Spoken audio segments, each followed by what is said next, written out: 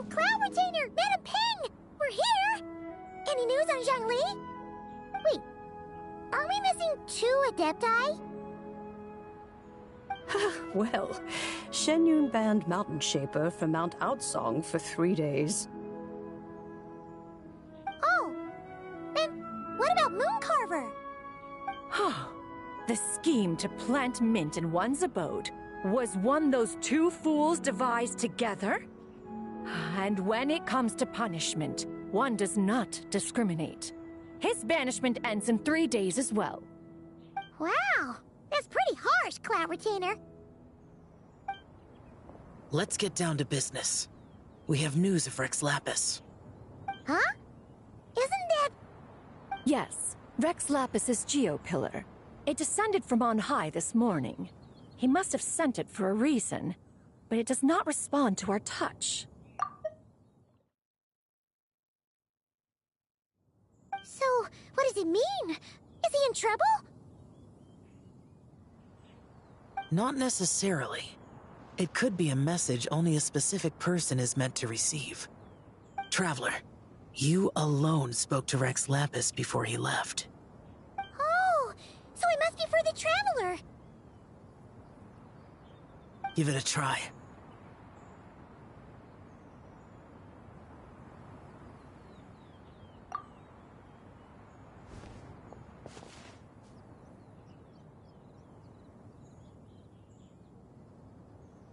Come to the spring on Mount Qingce. I have left an entrance for you.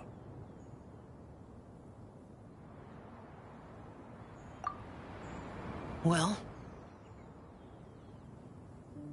Just as one surmised, it seems that Rex Lapis will not countenance our involvement in this matter. That would not surprise me in the slightest. He's always had a soft spot for the Traveler, after all. But be that as it may, we have served Rex Lapis for millennia now. In other words, I'm sure this has nothing to do with favoritism. He's probably just trying to protect us. That's right. So you mustn't let your guard down, even if Rex Lapis is by your side. Alright, let's get going. We'll try not to keep you all waiting.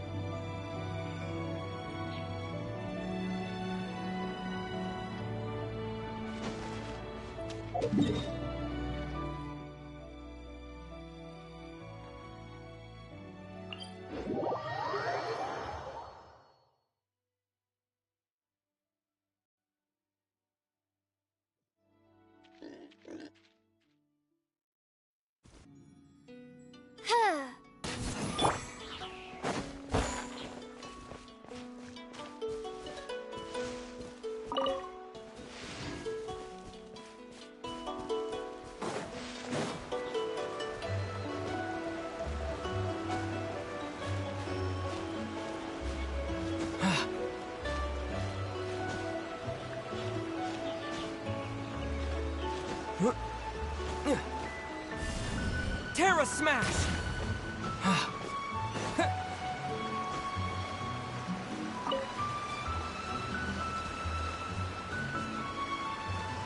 Keep your eyes peeled. He should be around here somewhere. That tingle? That tingle?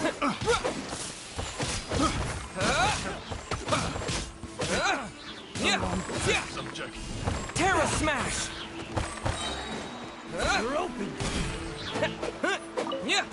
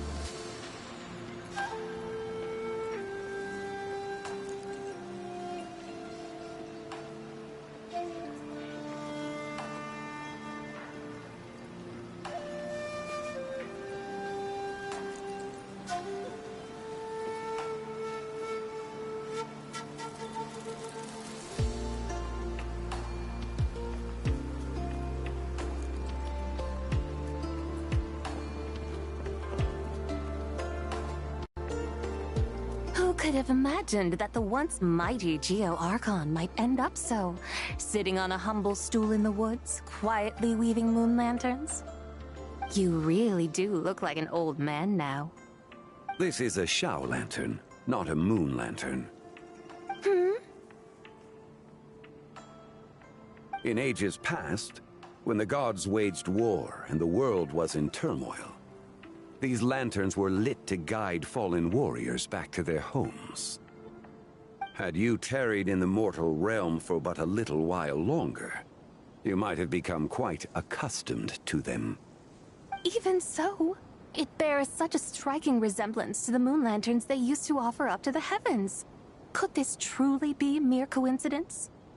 Perhaps in some sense it is, yet in another, it isn't.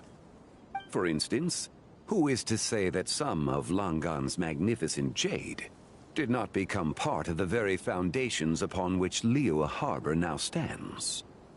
It is conceivable that this ritual was transmitted in such a manner too.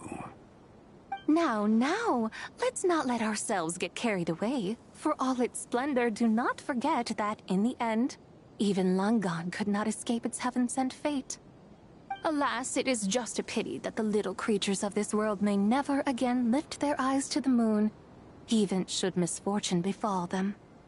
But you, Geo-Lord, now that you rule this realm, why take the trouble, not to mention the risk, to visit one who bears such profound guilt as I?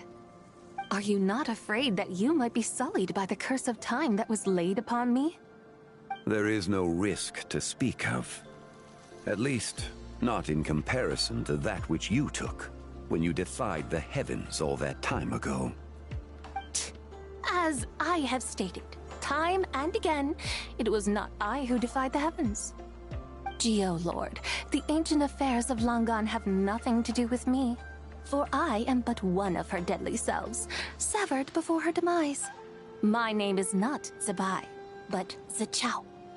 Surely you did not take us for one and the same solely on the basis that we may all assume the form of white horses?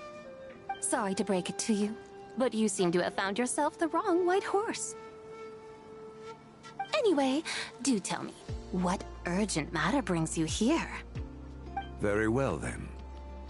I have come to ask for Zibai's shade. Oh? So, the Geo-Lord has set his sights upon Zibai's human soul. And what is it that you intend to do with it? The world outside is changing. With the new moon's birth, the confines of the Shadow Moon are gradually disintegrating.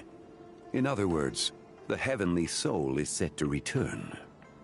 Consequently, strange phenomena have manifested within Langan's former domain, leading to the earthly soul's reappearance as well. The last of the trio, the human soul, is in your possession. Most intriguing. My intention is to gather all three together, so that an old friend may finally make her return.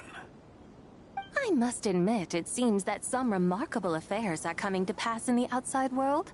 Yet there is one thing you seem to have overlooked, Lord of Geo. Back in the day, it was you that freed me from that painting. And afterwards, I took up arms in your name. Together we first subdued Chenyu Vale, then brought peace to Mount Qingse. It was for this cause that the contract between us was made. But now that the debt has been repaid, what cause have you to expect my aid? Zibai and I have long been friends. Given not only that you were manifested from a corrupt desire within her divine form, but that you also possess a fragment of her soul, how can you purport to be the wrong white horse? I think you'll find that we are now as separate and distinct as any two beings ever were. What once shone with radiant purity has long become dust. What you see is no longer what it was. Oh, great Lord of Geo. Should this still be unclear to you, I bid you take your leave. It seems that the fault lies in my own lack of consideration. As you wish. I shall let this matter rest. Wait! One moment, if you will.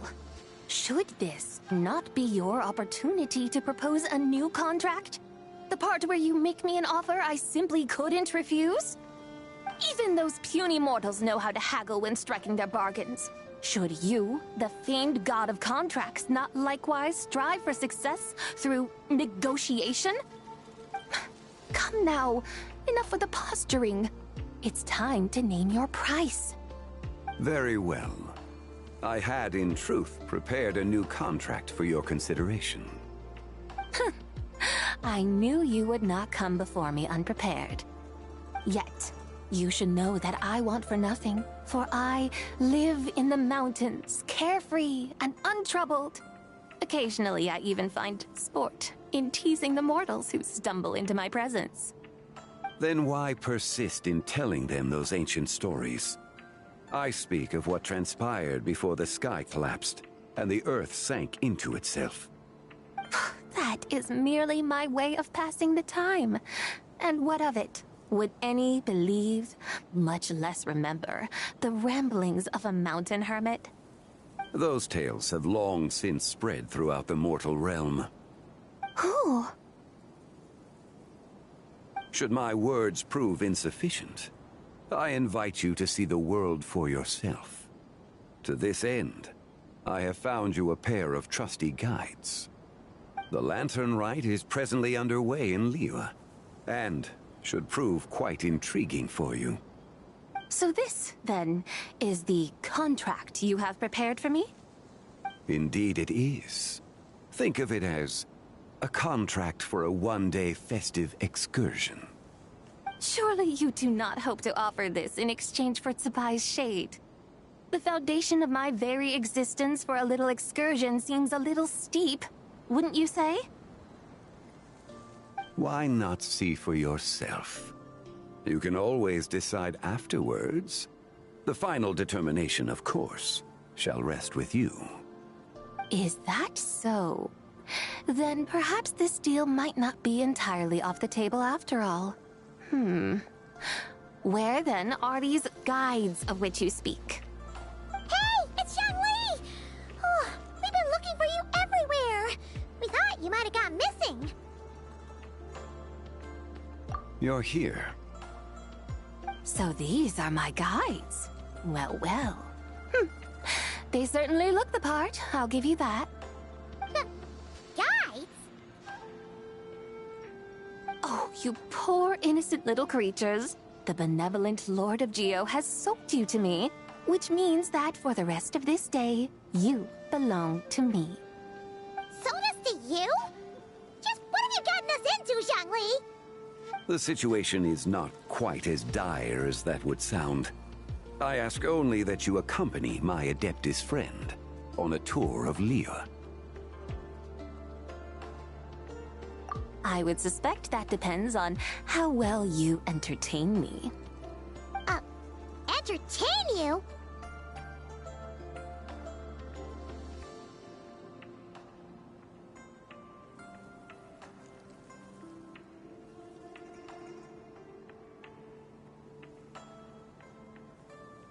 Let us start with this Liyue harbor of which I have heard so much. Nowhere is quite so fascinating as a place teeming with little mortals. How come this Adeptus sounds so different from what Paimon imagined?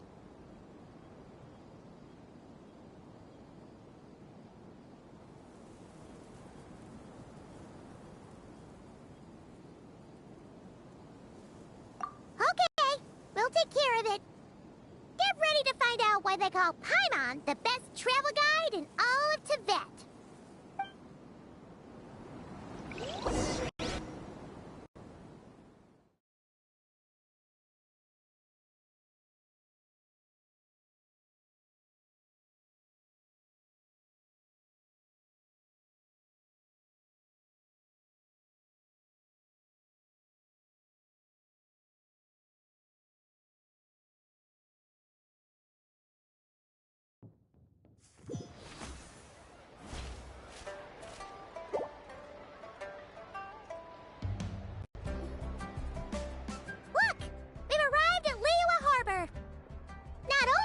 Tivat's busiest part. It's also the beating heart of Liyue.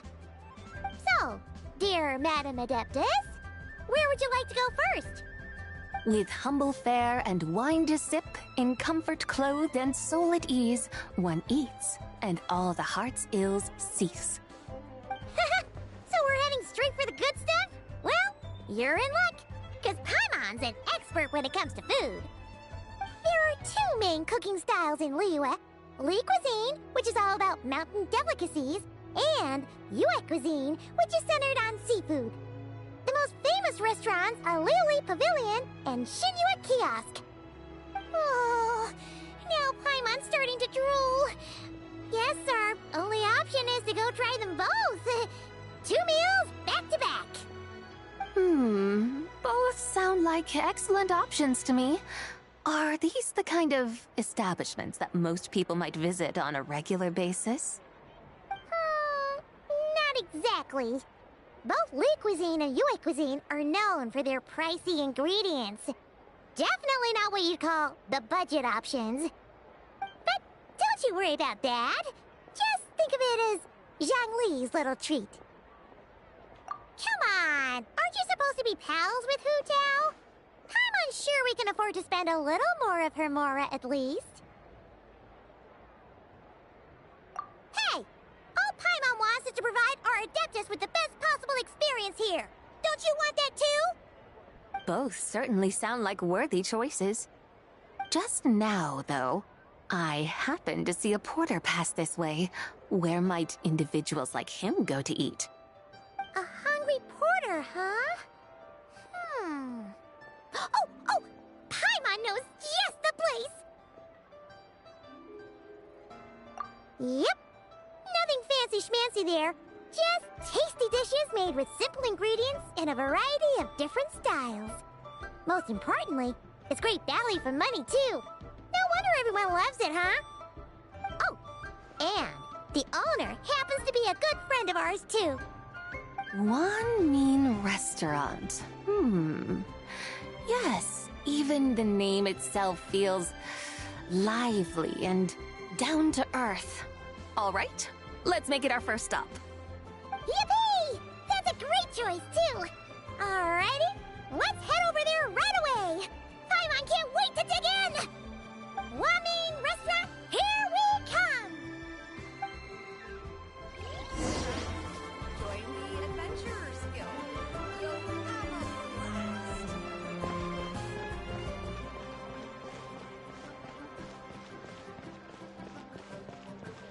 So much stuff. I need to find a spot where I can write all this stuff.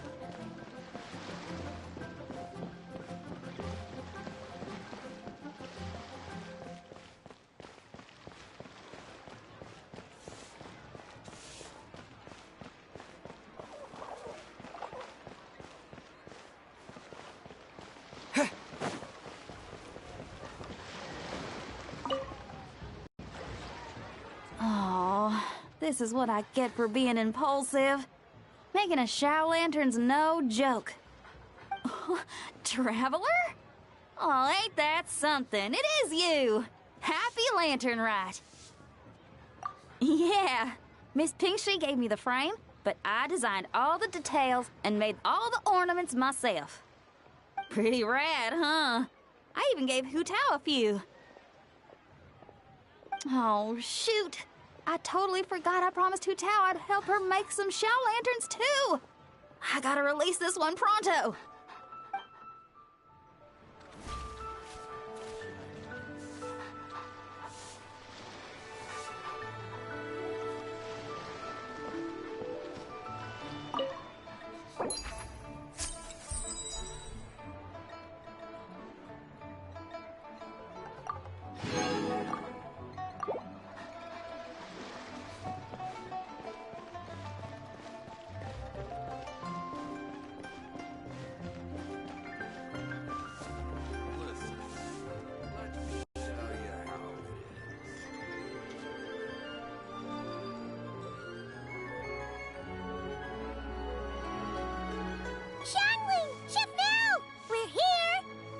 Oh, hello there. What a surprise to see you two. Welcome, welcome.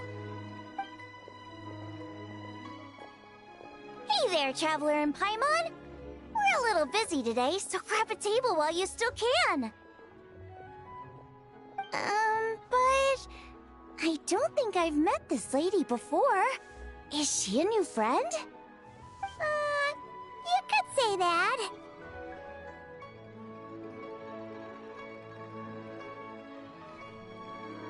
Oh, I see. Well, hey there. A friend of the Traveler's a friend of mine, too. Don't worry, we'll take good care of you. Just order whatever you want, it's on the house. By the way, I'm Xiangling. I cook here at Wan Min Restaurant. What's your name? Miss Xiangling, have you ever heard of the White Horse Adeptus? Of course. What about her? I am her, and she is me. Huh? You mean you're an Adeptus? Oh, you young'uns crack me up. Come on, Xiangling. You've got to keep up with the times. Haven't you heard of cosplay? It's like a role-playing game where you dress up as famous characters and pretend to be them. Seriously, it's all the rage, and it looks like this young lady is quite the expert. Your friends sure keep their fingers on the pulse, huh, Traveler? Wow, Dad. Didn't know you were so tuned in. But how come I haven't heard about it? You gotta listen to our customers. Didn't I tell you to spend less time chasing after wild vegetables and more time making friends? You're even more out of touch than I am. Hey, I like making friends too. Isn't that what I'm doing right now? Anyway, even if it is just a costume, is it alright if I still call you White Horse Adeptus? Of course it's all right, because that's exactly who I am. Okay. I can see you're really committed to the role. How about I call you the real White Horse Adeptus instead? In that case, you can call Paimon the real Traveler. Yeah, right. You could have at least switched outfits. Puny mortals. Nevertheless, I suppose it might be amusing to indulge in your little charade for a while at least. All right, go grab yourselves a table. I'll come take your order in a bit. Wow, Leo's really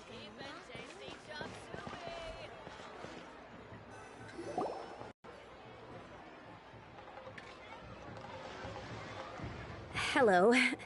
May I ask if Miss Xiangling and Chef Mao are here?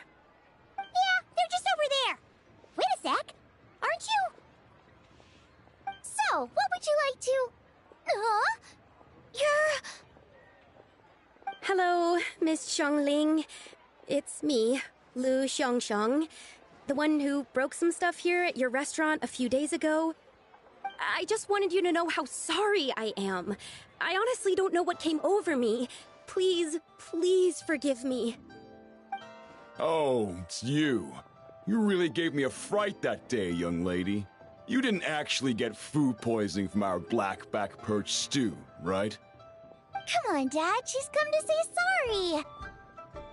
It's all right, Miss Lu. You must have been feeling a bit off that day. You're looking so much better now, though. Why don't you grab a table, too? This one's on the house.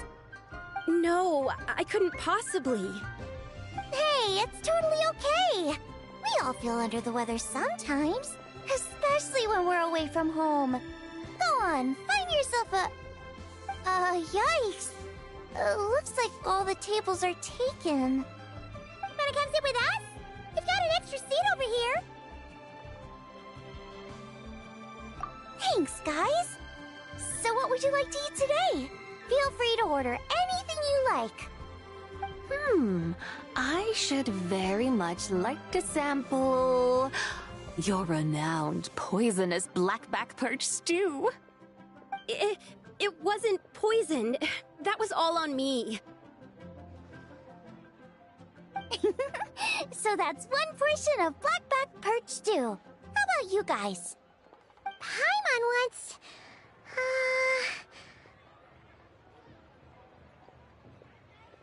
Sure thing! Looks like Paimon's having trouble making up her mind.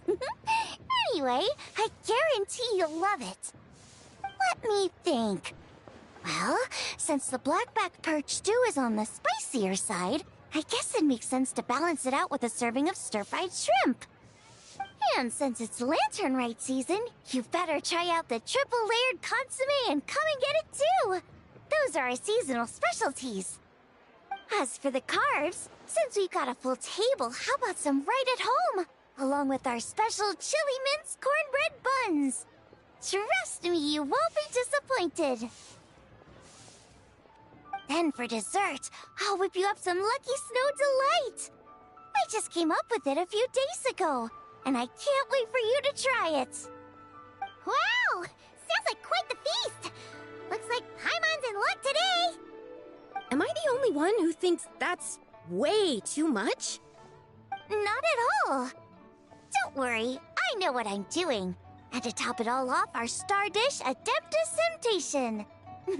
You should know that we don't often serve this here at Wanmin Restaurant. But since this is my first time cooking for the White Horse Adeptus, I'm pulling out all the stops. Okie dokie, just sit back and relax. I'll have your dishes out in no time. Hold on. Did I just hear Miss Xiangling mention the White Horse Adeptus? You did indeed. And you're looking right at her. That's a joke, by the way. She's cosplaying. Oh, I see. Phew, almost believed you there for a moment. Tell me, little one, what business might you have with the White Horse Adeptus? It's a long story. Basically, a while back, I took part in an archaeological dig over at the chasm. While we were there, we discovered a number of relics. Our findings show that they date back to the era of Long Gone, an ancient nation whose people are said to have been the ancestors of some of the modern-day inhabitants of Chenyu Vale. And why might such matters concern the White Horse Adeptus? Because some of those relics not only seem to contain textual references to her, but even depictions of what she looked like. There have long been legends claiming that the White Horse Adeptus was a deity of that era, but there are plenty of other theories out there too. If I could just locate some more detailed records, I'm sure we'd be able to find out so much more. So you're into history? Well, to tell you the truth, I actually joined the archaeological team by sheer accident. But once I'd started down this path, I knew that I wanted to make something of myself. Recently, though, things seem to have taken a turn for the worse. Still can't believe I caused such a mess and even ended up hurting someone. Oh, so you're considering becoming a martial artist now instead? No, I mean, they weren't seriously hurt. It was just a few scratches, and they let it go after my mother compensated them. Either way, my career's pretty much over. And even though both the victim and the Ministry of Civil Affairs say they won't be pursuing the matter any further, my father says he's going to punish me according to our family rules. Family rules? Yeah, he's decided to ground me. I'll have to return to Chaoying Village after Lantern Rite, and goodness knows when I'll be allowed to leave again. Wow, that's harsh. Sounds like the kind of thing only rich, super traditional parents would do. We're not exactly rich, though. All we own are a few tea fields in Chaoying Village and a guest house in Liyue Harbor. A guest house? It isn't Baiju Guest House by any chance? Yep, he's my grandfather. So, you've heard of the guest house before? Small world, huh? Come to think of it, didn't Boss Lu mention something about hoping that the White Horse Adeptus would show up and let her divine power be known?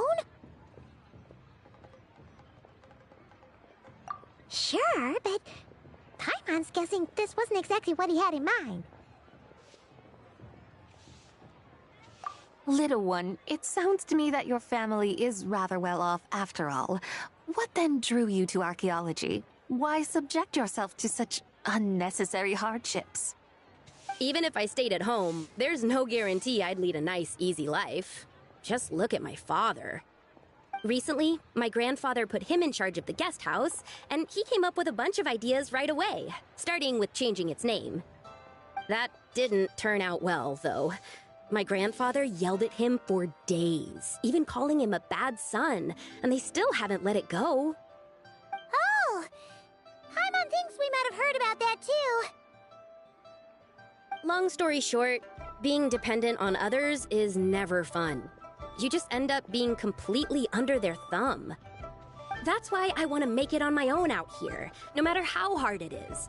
After all, as the saying goes, to rise above others, one must endure the hardest of hardships. What's so funny about that? You poor, innocent little creatures never fail to amuse me.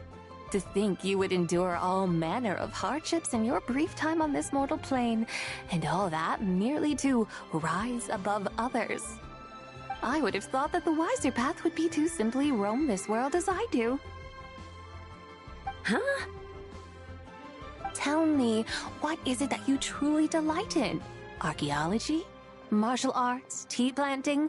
Or perhaps the keeping of a guest house? What I delight in? Yes! Surely there must be something you don't find quite so exhausting. Whatever delights you should not feel like a burden. But do things like that really exist? Of course! Take Miss Xiangling, for instance. I defy you to detect even a hint of hardship on her face when she wields her walking spatula. So, since it seems you are resolved to tread the rocky path, you should strive with all your might to pursue that which brings you delight. You mean, like cosplay? I suppose you might say that. Looks like the White Horse Adeptus is really getting into her role. I think I get what you mean, then. Maybe I should have a chat with Miss Xiangling before I head home. Okay, everyone. Sorry to keep you waiting. Here's your food. Wow. It all smells so good. Oh, finally! I get to try that famous poisonous stew. Hey! Didn't you hear what Shang said? It wasn't the stew. If anyone's to blame, it's that other you. What's up? How fiercely this mortal fare burns upon the tongue!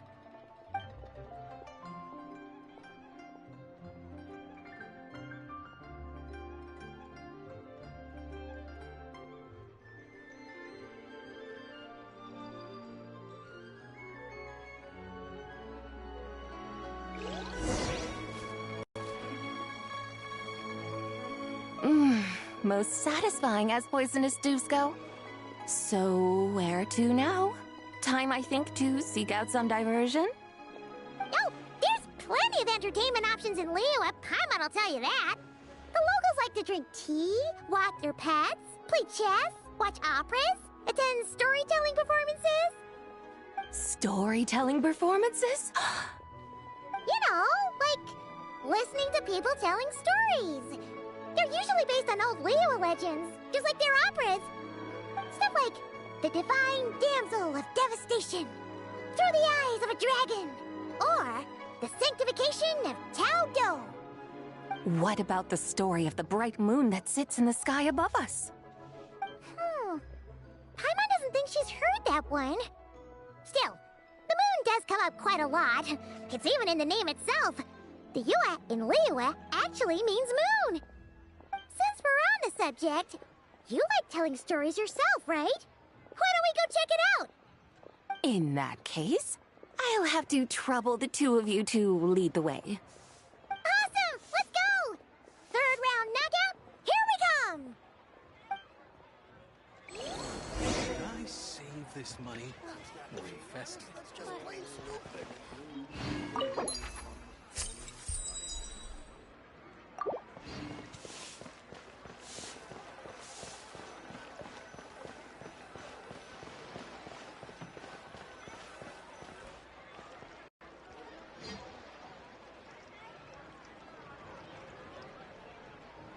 What a tongue twister. I'd have made a complete fool of myself if I tried to say it on stage without practicing it first. Huh. Call yourself Iron Tongue, Tien. Wobbly Tongue, Tien, more like.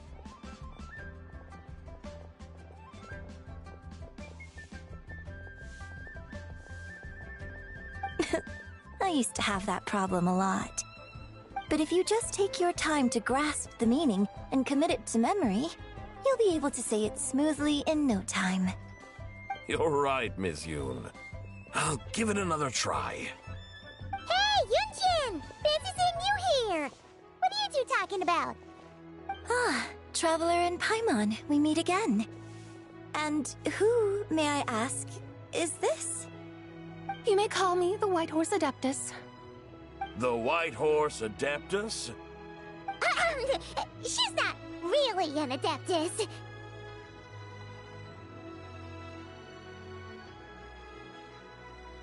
I see. Well, it certainly looks like a lot of fun. Oh, funny you mention it. This type of thing is actually something I'm quite familiar with. Once, to perform Through the Eyes of a Dragon, I decided to imagine that I was Rex Lapis himself. It was the only way to truly inhabit his mindset and understand his resolve to quell those demons. Sounds like you just wanted an excuse to feel all big and powerful. Hey, that's... You just don't understand how inspiration works. You're one to talk. Paimon's traveled all over with the Traveler, and she's seen things that would make your jaw drop. All right, then. Since you claim to be so knowledgeable, why don't you prove it by reciting an ancient poem? An ancient poem? Which one? Ha! See? You mean to tell me you've never even heard of the ancient poem called An Ancient Poem? What kind of a title is that? Quit teasing, Paimon. We only just found out about that ourselves. He's talking about the writing on those ancient relics. When we first saw it, we couldn't figure out what it all meant.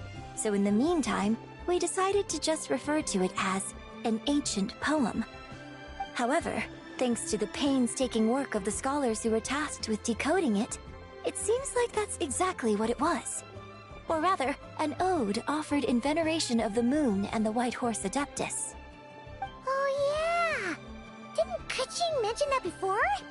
It's got something to do with Longon, right? That is correct.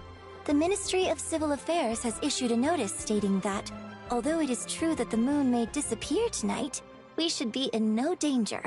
In other words, there's nothing to fear. But if you're worried, we can always take a leaf from the Book of the Ancients. By reciting this poem, I mean, and calling for the White Horse Adeptus's aid. If we do that, I'm certain she'll protect our moon and keep us safe. Whoa, seriously? Paimon has to get a look at this.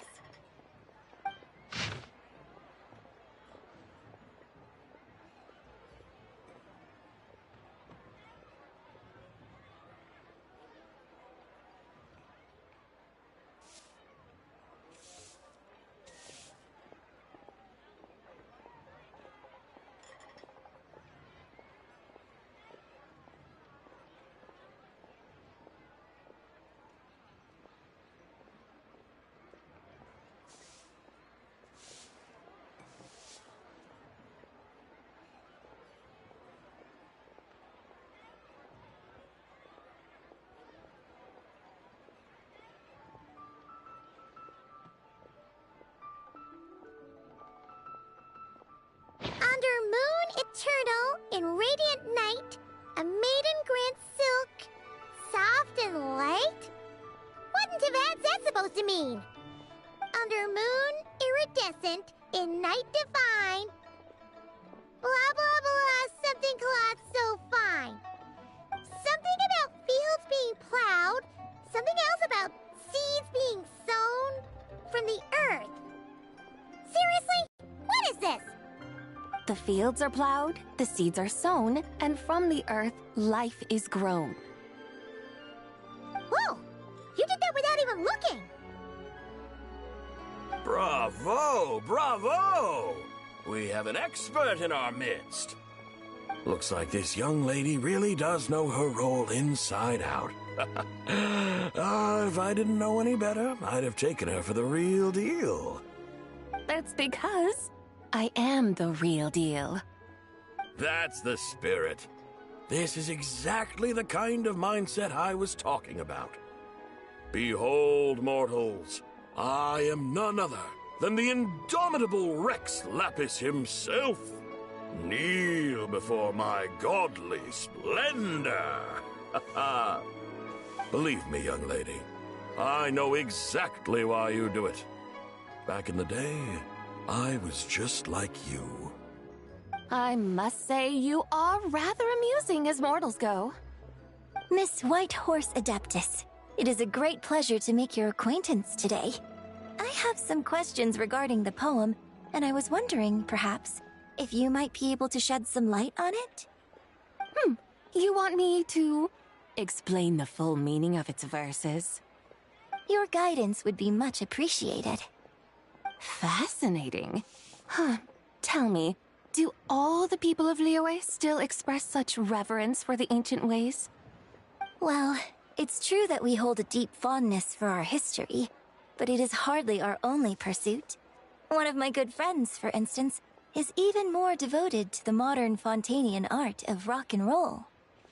Exactly! And don't forget, great practitioners of the role-playing arts walk among us too. People like me and you, young lady.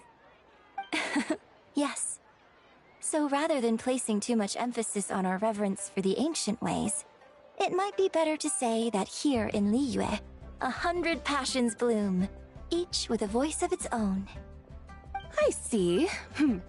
Then, I suppose it wouldn't do any harm for me to enlighten you.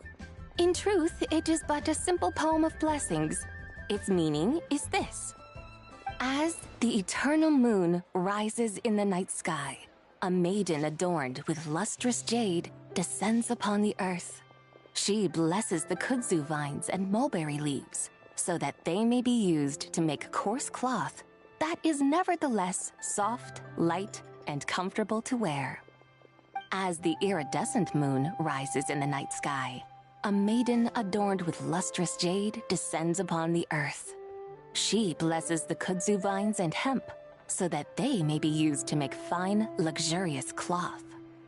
As the frost moon rises in the night sky, a maiden adorned with lustrous jade descends upon the earth. She blesses the mugwort and artemisia, so that they may be perfect for divination. So she really did come down from the moon? She shows the people how to use the plow and spade to purge the land of weeds, till the soil, and heap up the earth to make it fertile. Then with the hoe, she teaches them to sow their grain, bestowing the promise of life upon every seed.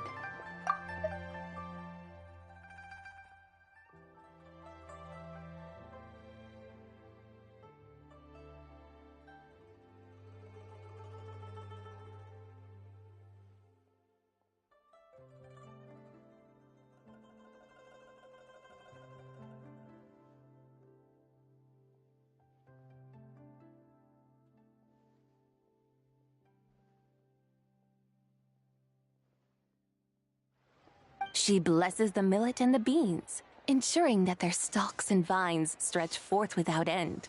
She graces the wheat and the rice, so that their heavy heads are filled with plump, glistening grain. Sounds like she's a real pro at all this farming stuff. The fruits of the field are harvested and brewed into sacred wine for honored guests. This we reverently present to the divine maiden, with every ceremonial step flawlessly observed, so that she may witness the depth of our piety and respect. Oh, divine maiden, how can your graceful presence in the sky not seem like that of a fairy descending from the heavens? Oh, divine maiden, how does your pure and radiant form not resemble the guardian spirit of our land? I send my heart's desire, ascending to the heavens, beseeching you to grant us good fortune and blessings in the coming year. Huh? So, that's what it's supposed to mean? I find myself speechless. Moved beyond the power of words to convey. Oh, young lady, you have shown me the heights to which a true role player might aspire.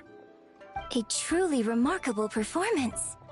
I did not anticipate that anyone could unravel this poem with such depth and clarity, and so soon after the Ministry of Civil Affairs noticed, too. I'd even begun to consider myself somewhat versed in the matter, but as they say, there's always someone more knowledgeable out there. Allow me to extend my thanks to you, Miss Whitehorse Adeptus. You are far too humble, young one. I must confess, it is I who have been surprised, not only by you, but also by this Liyue Harbor of the present day. Ah, so you're not from Liyue. And what, may I ask, has surprised you about it? Oh, it's nothing really. Just some old memories scattered here and there. Very well, my guides. I suppose it is time we set forth on the next part of our excursion. I'd like to go see that wharf now. What say the two of you? No problem! We'll take you wherever you want. Oh, leaving so soon? Before you go, allow me to introduce myself. I am Yunjin, director of the Yunhan Opera Troupe. May I ask your name in return? My own name is scarcely worth mentioning, but since you asked, perhaps I'll tell you the title of that poem instead. Huh? So, it isn't actually called an ancient poem? Of course not. Its real title is Odes of Long Zabai. Odes of Long Zabai. All right then, until we meet again.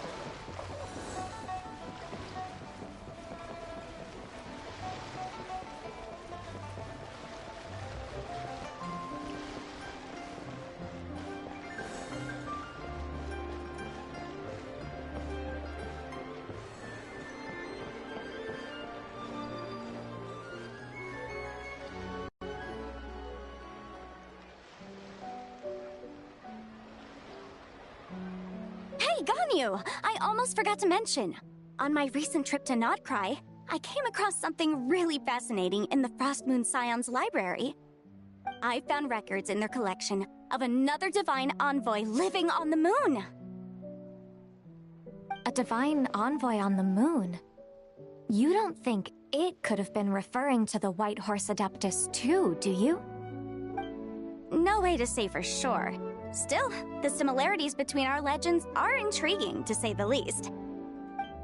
Isn't it amazing? Especially when you consider how far apart we are. It truly is. We might live in different lands, but when we look up at the night sky, we all see the same moon and stars. Right? It's like we're all bound together, no matter where we are. When you think of it like that, it's almost as if our friends from other nations will be right here celebrating with us. Isn't that a wonderful thought? No wonder you were so excited to go see the giant lantern when you first got back. Sounds like you're a real fan of the White Horse Adeptus, huh? I guess you could say that. Just a pity she's so elusive. Even Granny's never met her, you know? Maybe she really is just a legend after all. Hey, Yanfei and Ganyu! Trust, Paimon. The White Horse Adeptus is as real can be. Huh? Oh, look! It's the Traveler and Paimon! Feels like I haven't seen you two in, like, forever. Happy Lantern Rite. It's so good to see you again. Hey, you two. Happy Lantern Rite.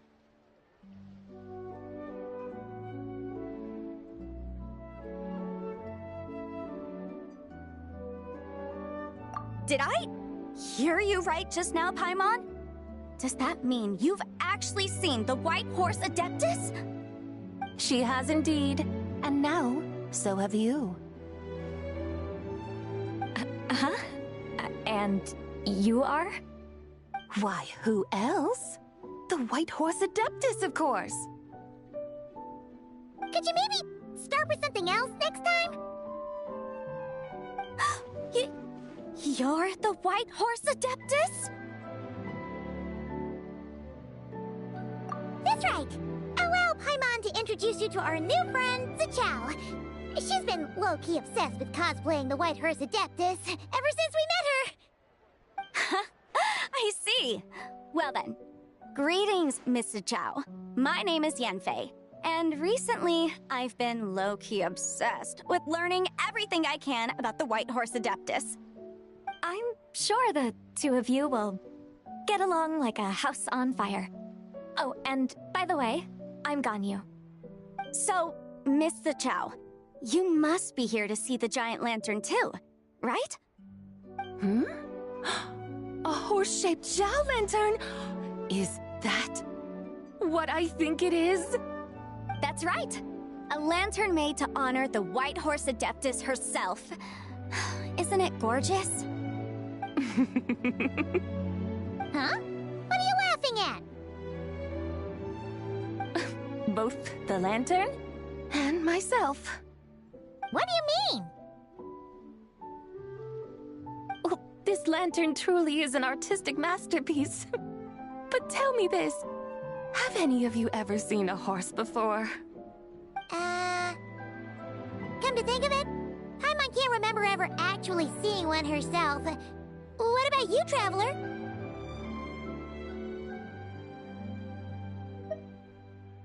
Oh, this horse appears to be mid-trot, but it has adopted what is called a lateral gait, where the legs on one side of the body move together in unison. A rather rare sight indeed. Just now, I suddenly pictured myself, I mean, the White Horse Adeptus running the same way. The image was so absurd, I could barely contain my mirth. Oh, really? I never knew that. You learn something every day, huh? Oh, come on! It's basically a giant piece of fan art! Who cares if it's different than the original?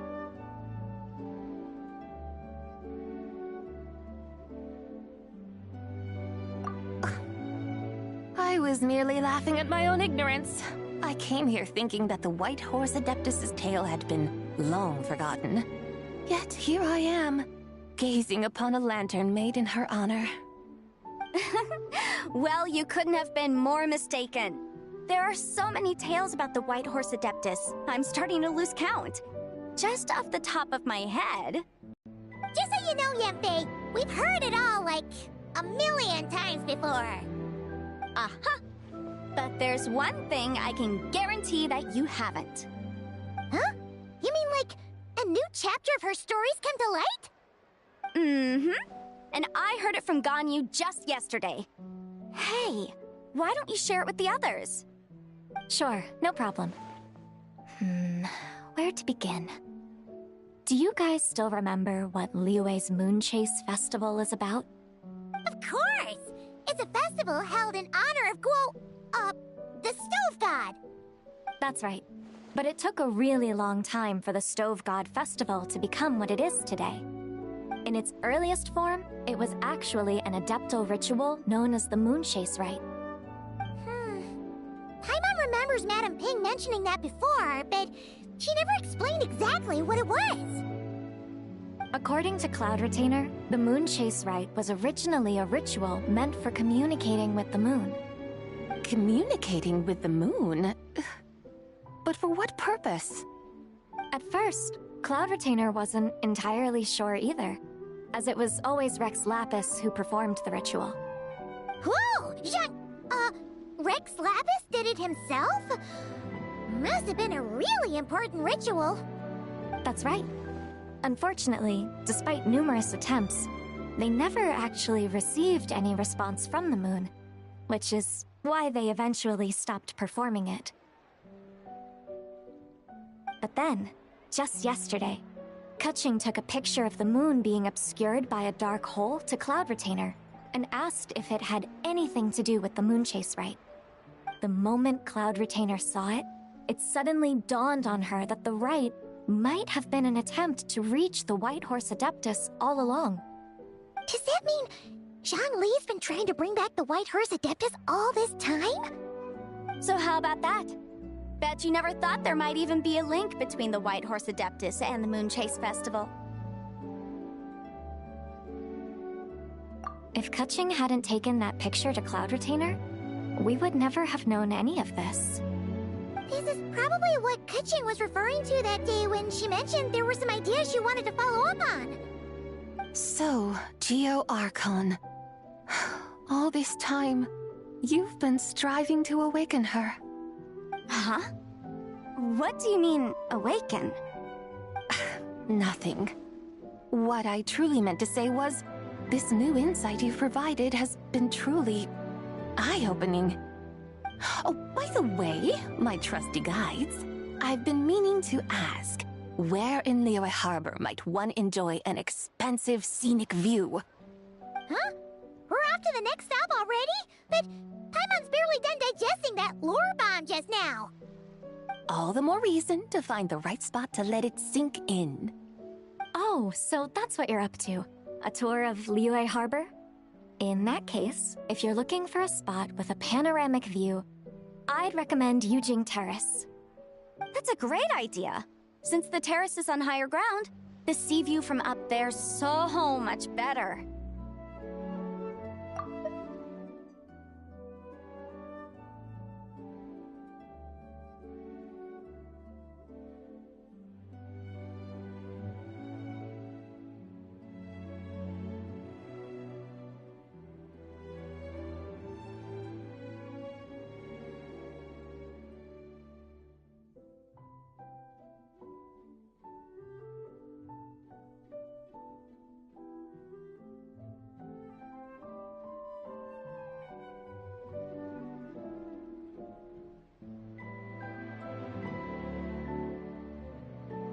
Great! Well, the Lantern Rite's about to start, so we should get back to Granny's now. Hope to see you all at the festival tonight. Oh, you're off too? All right then. See you both soon. See you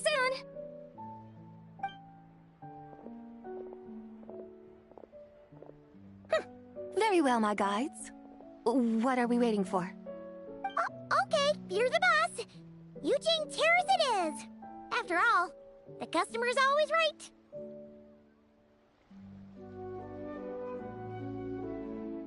Something else you needed to do? Oh, Paimon likes that idea. And what, may I ask, is a photo? It's this awesome invention that lets you record moments in the blink of an eye. Except, you've gotta try not to actually blink. Oh? What must I do in preparation, then? Nothing. All you gotta do is choose a pose. The Traveler will handle everything else.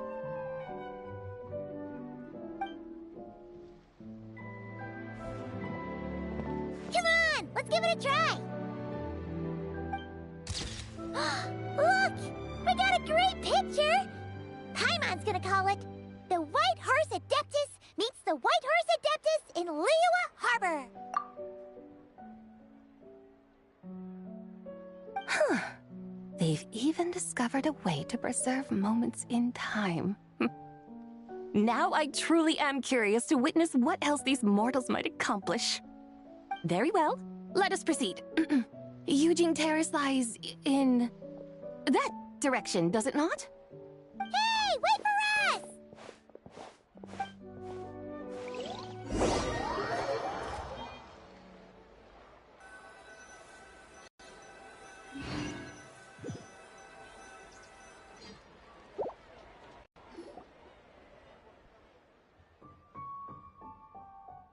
Truly, a marvelous view if ever there was one. It seems the charm of this Liyue harbor is only heightened by the sun's dying light. Mm-hmm. And soon, people will start releasing their shell lanterns to mark the most important day of the year. Practically everyone will be with their friends and family, eating a big meal, chatting, and even setting off fireworks. Trust Paimon, it'll look even more amazing then. What do you say? Want to stay to see that? No need. Let us bring this weary day to a close. Weary day? You mean, you didn't enjoy your tour? I had imagined you would arrange for me to witness some grand spectacle. Perhaps the descent of divine beings, the manifestation of the sacred before mortal eyes, or the appearance of a selfless hero come to aid the helpless and downtrodden. Or, should that not come to pass, then at the very least spend a little more coin. For that, it seems, is how one finds true enjoyment. Alas, but there was none of these. Instead, we merely filled our bellies, listened to tales, and gazed upon a crude imitation of my likeness. And now the sun begins its descent. What a day of quiet tedium. Well, we're so sorry. If we'd known that was what you wanted, we'd have done it all differently.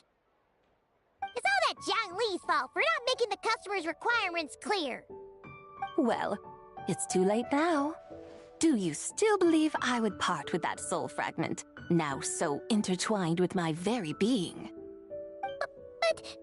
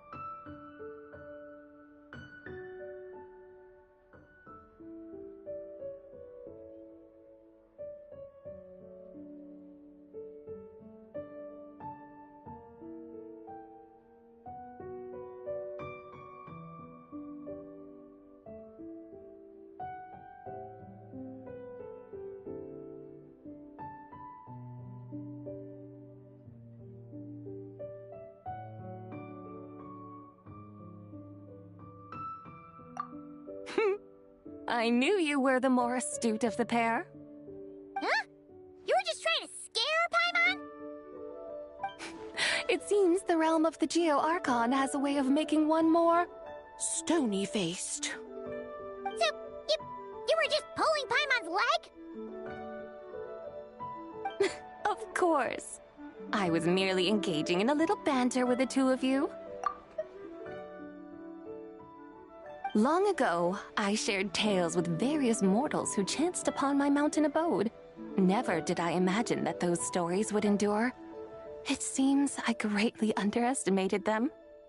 Perhaps, as your Geolord said, A few pieces of ancient Langan's magnificent jade have truly become part of the very foundation of this land. So, you've decided to help us? Again, that goes without saying. I made up my mind some time ago now. When I beheld a rather intriguing scene as I set foot in this city, I saw porters passing through the alleys, setting down heavy wooden crates from their weary shoulders, peddlers pushing carts as the kites and lanterns upon them rustled gently in the breeze. I saw cooks cooking, actors acting, scholars reading, soldiers marching, children playing, elders resting, officials officiating, and the common folk absorbed in this or that, reveling in the simple joys of life. Some, it seems, have already found that which stirs their hearts, while others continue to fret, troubled by uncertain futures. Yet, in this gentle and serene order, each holds fast to their anticipation, not only for the celebrations to come, but also for the first light of the morrow. Scenes I once yearned to behold now unfold before me, no longer in Langan, but in Liyue Harbor, thousands of years on. How wondrous is this mortal realm! Thank you, Whitehurst Adeptus! Thank you so much!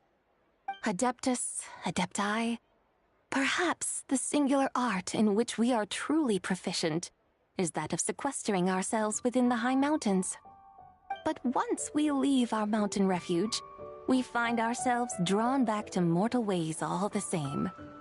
So, it is I who should offer my thanks to the two of you.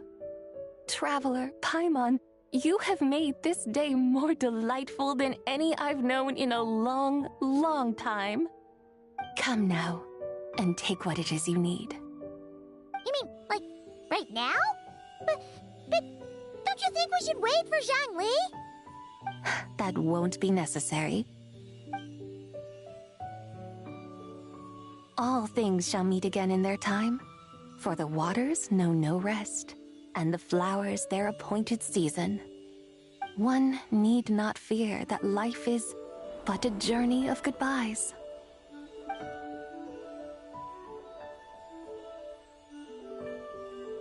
Is she gone?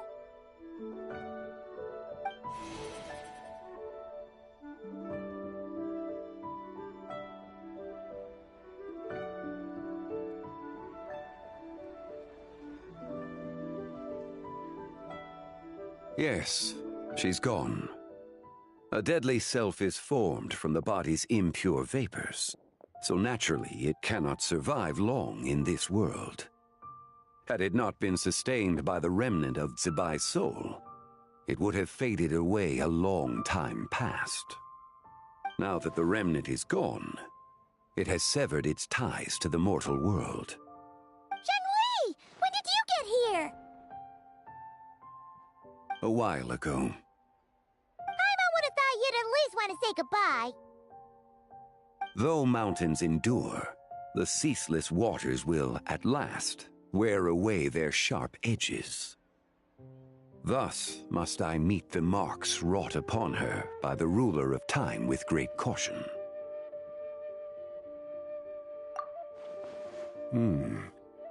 It may be goodbye for now, but someday we will meet again. Really? And when might that be? Who can say for sure? Years and years from now, perhaps. Or maybe tonight, at the Lantern Rite. Are you saying that if the Whitehurst Adeptus were to be resurrected, she'd still have the memories of the three deadly selves? That she'd still remember us? We will find out soon enough.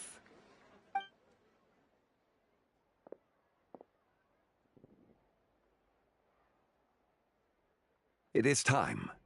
The rite is about to begin.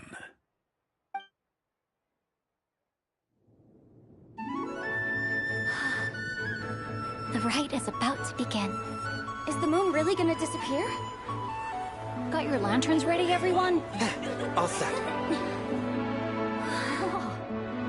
My Might be about time to put eyes to the sky. Wouldn't you say, Tianchuan? Look!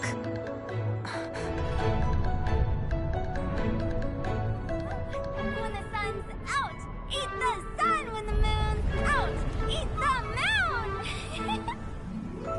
Whoa, is this the lunar eclipse? Under moon eternal, in radiant night, a maiden grants silk, soft and light. Under moon iridescent, in night divine, a maiden grants fiber for cloth so fine. Under moon of frost, in night so great, a maiden grants tools to divine our fate.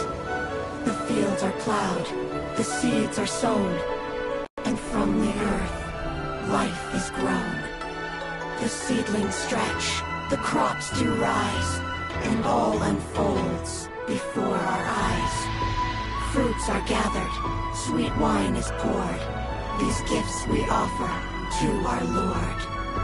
Pure as heaven, so fair and bright, she shines as light in this dark night. And with her does this, wish take flight.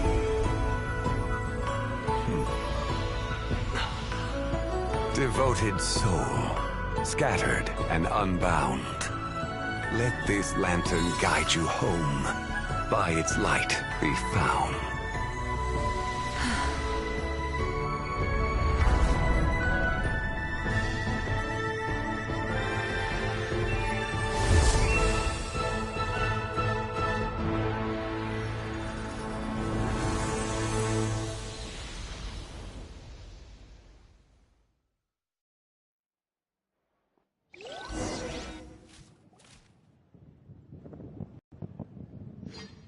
Did we do it?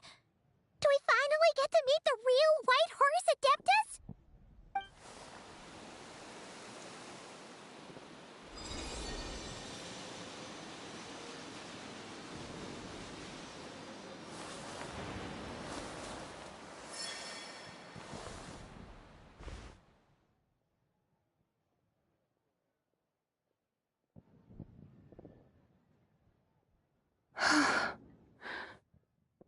This place. Where am I? A familiar land, now known by the name of Liyue. Liyue? The peaks adorn the clouded moon.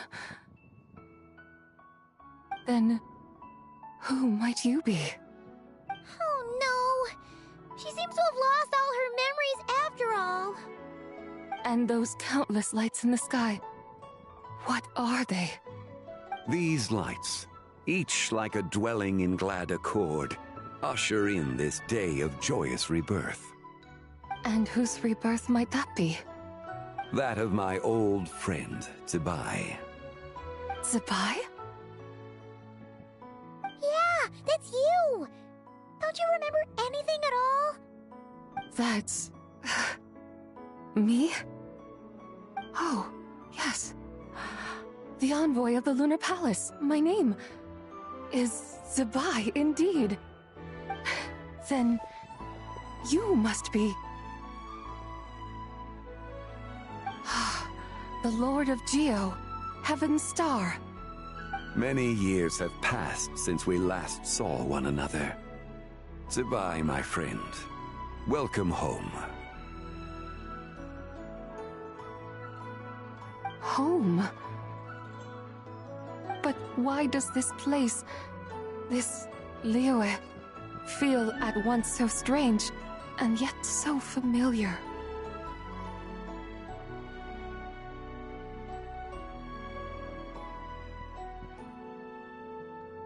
Who you are?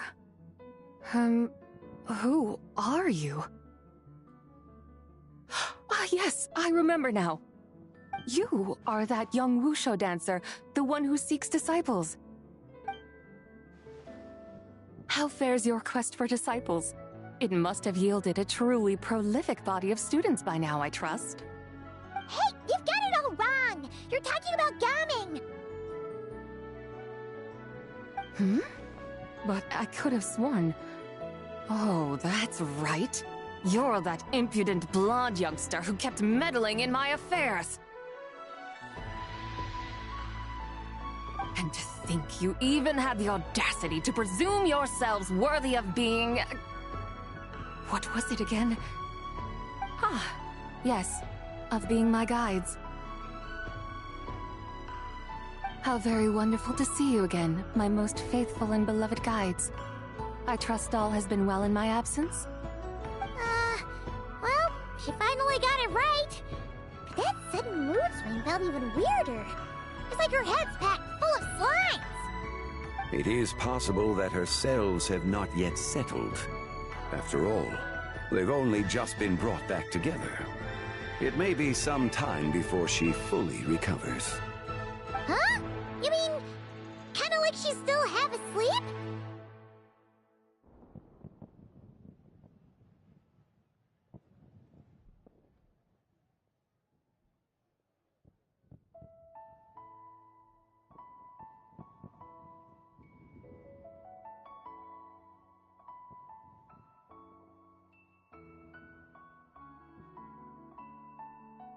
That I cannot say for certain.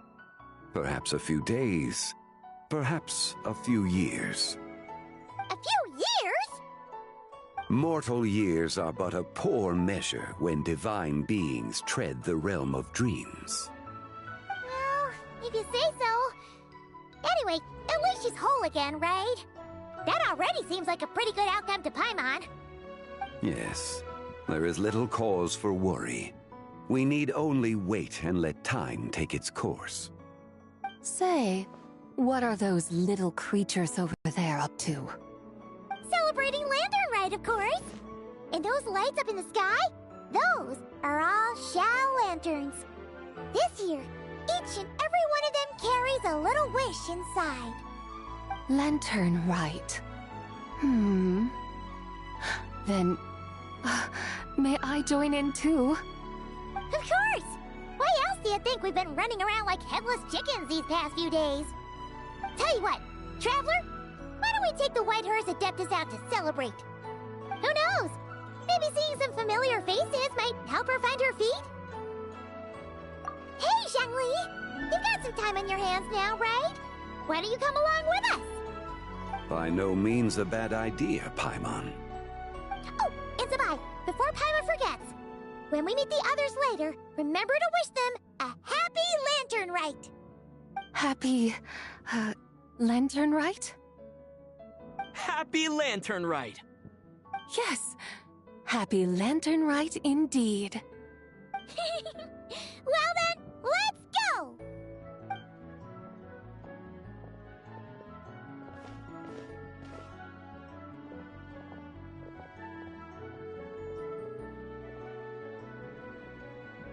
Lantern Rite. A night of joy, reunion, and moonlit blessings for all.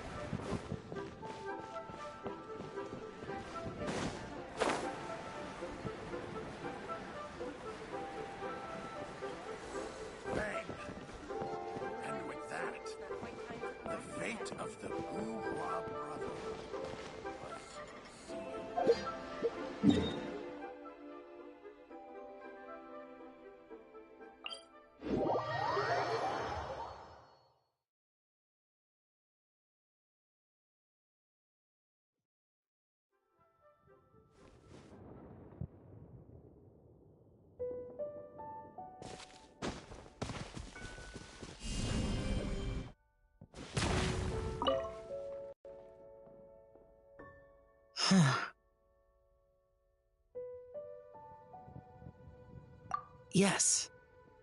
I saved someone from monsters earlier. She was carrying a frame and tools for making Shao lanterns, and gave them to me as thanks. She also said this type of Shao lantern can be modified however you like. So...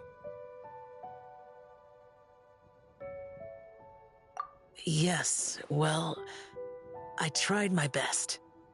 I suppose the next step is releasing the Shao Lantern.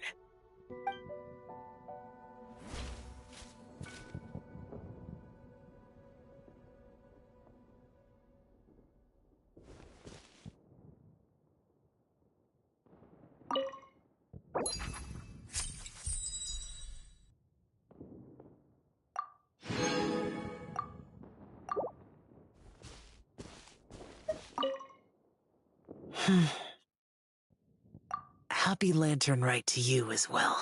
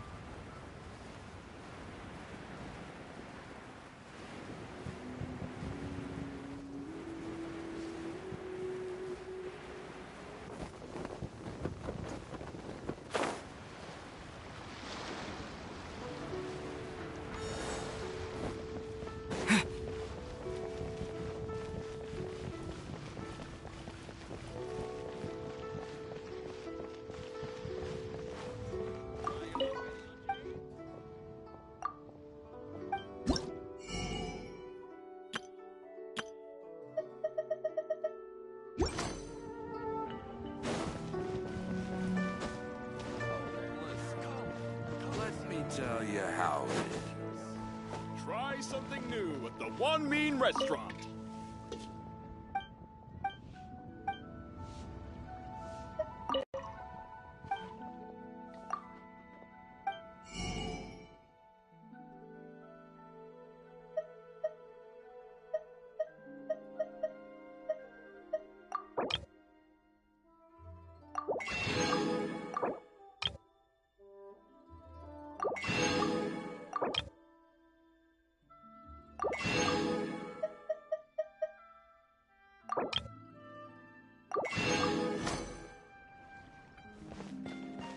Should I save this money?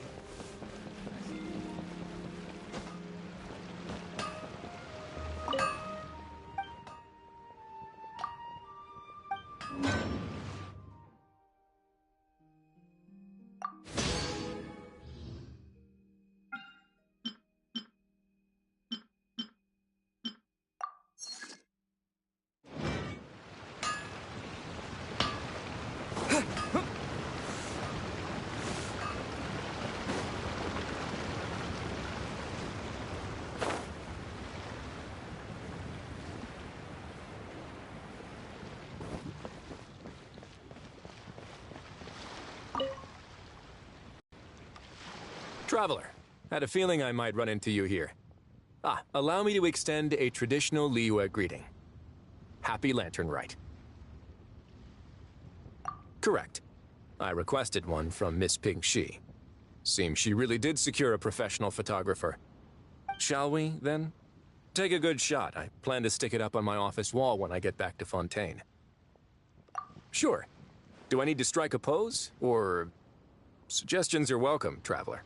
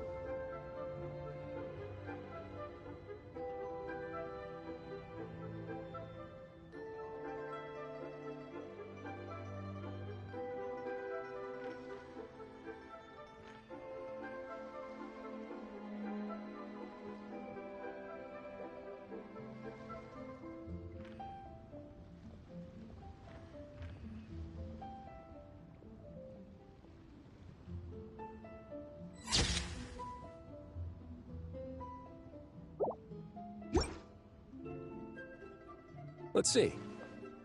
Not bad. Pretty standard shot. If you look at it from the neck up, it could even pass for a mugshot. I'll be keeping this. Really appreciate the help. Oh, and to you too. I'll still need to buy some gifts later. Other than tea.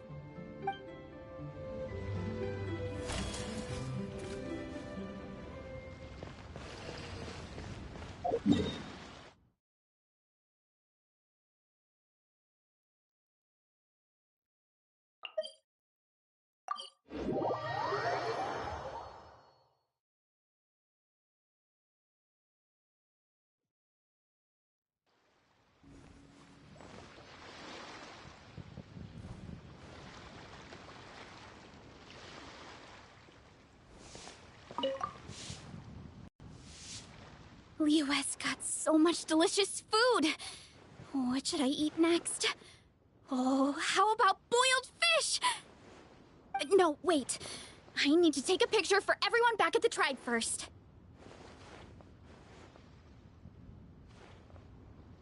Traveler? Oh, wow. So you're the pro photographer that lady was talking about? That's fantastic! You're so talented. Of course you're good with a camera, too. Sure! I want to strike a cool pose. But what if it looks weird in the picture? Any advice?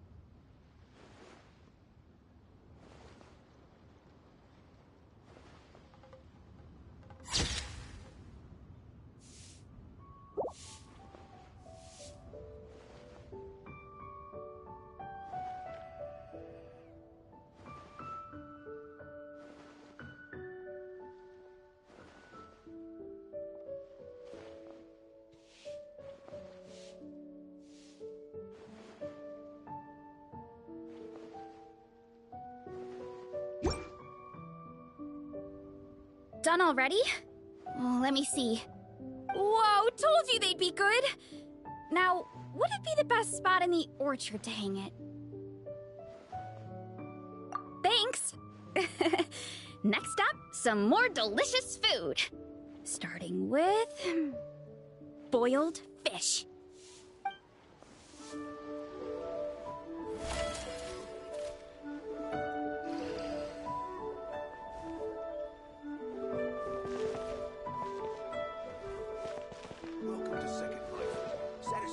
Grilled tiger fish.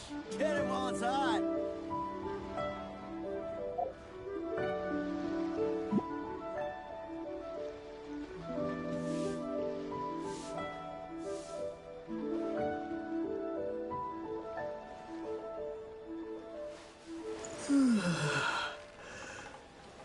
Second life. Satisfaction guaranteed. Grilled tiger fish. Get it while it's hot. What should I try this time?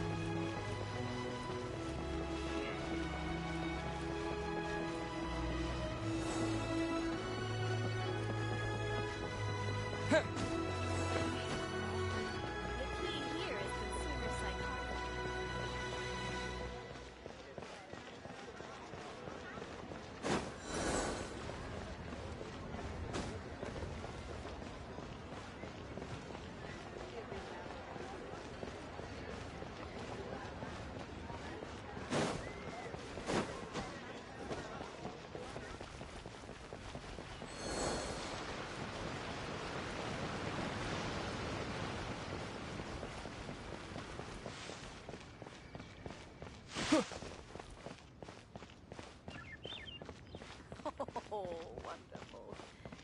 Another flower is blooming.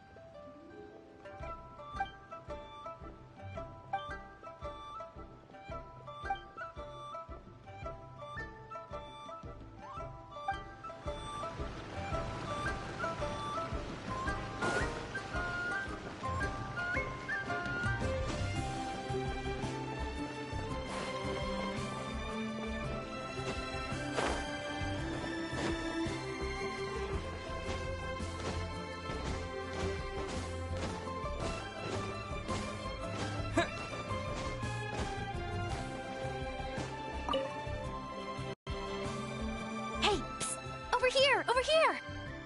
I knew you wouldn't miss Lantern, right? I was wondering when I'd bump into you. No. I can't be working at every Lantern right now, can I? I really am here on vacation this time. Yup.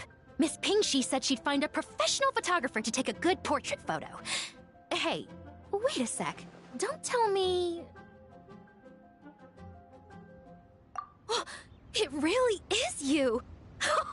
That's perfect then! Come on, take my photo. Let's see who's better behind the lens. So, ready to start?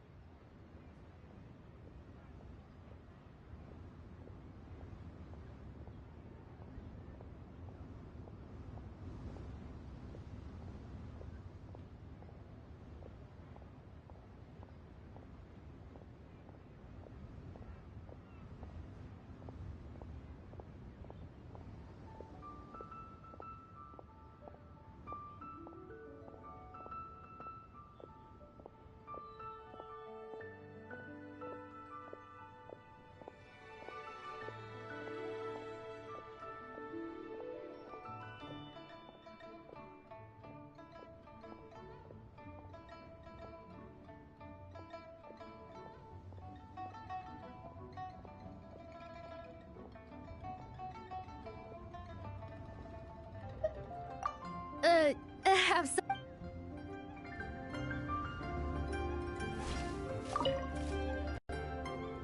Oh, all set? Let's get this show on the road. Alrighty. Can't take a picture without posing for the camera, though. Any suggestions, Traveler?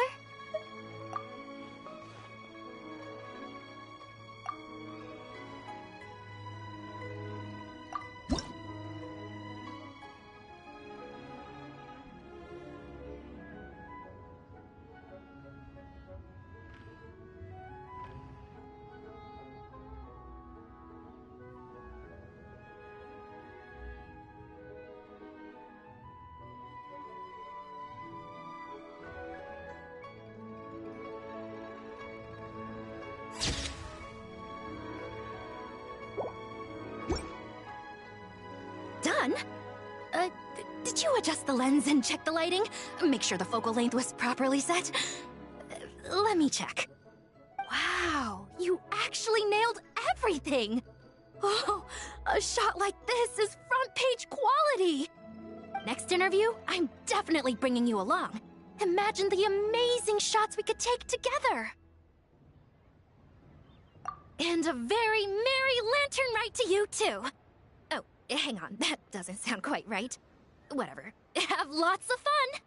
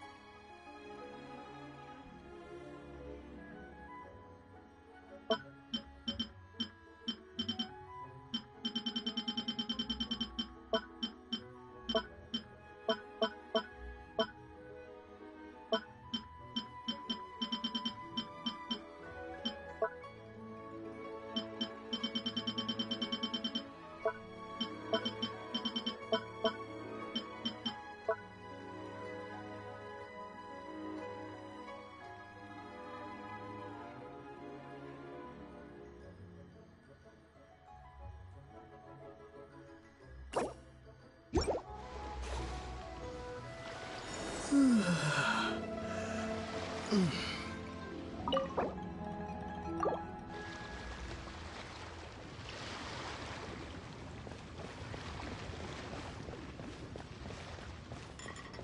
your eyes on these super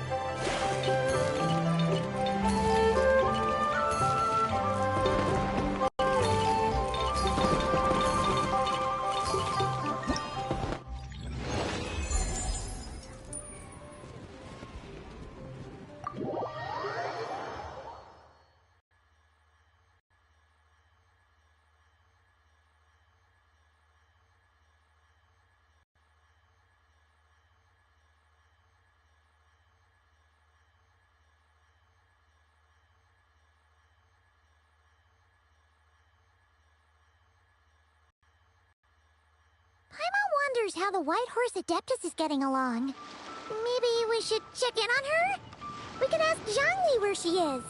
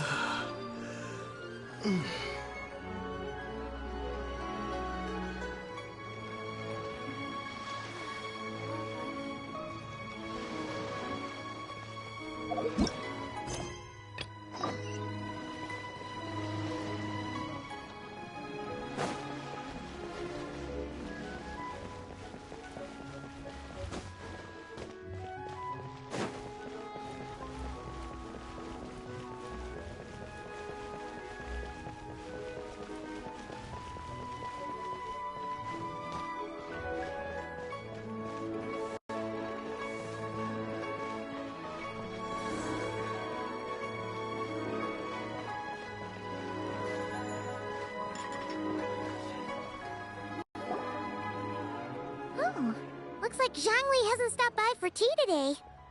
Hey, are you two looking for your friend? Try going up that way. Is Zhangli up that way? No, but that young lady who was dressed up as the White Horse Adeptus the other day is. She's your friend, right? I just saw her head toward Wanmin Restaurant. I was wondering why she was eating alone. But then you two showed up hot on her heels. Oh, what luck! We were just on our way to find her. But what's she doing at Wanmin Restaurant? I have no idea. I said hello, but she completely ignored me. She couldn't have forgotten who I am, right? I mean, we're kindred spirits, aren't we? Maybe she's still half asleep, but her brain might be a little fuzzy. Oh, that makes sense. I was wondering why her eyes were so red. Her eyes were red? Oh, that doesn't sound good.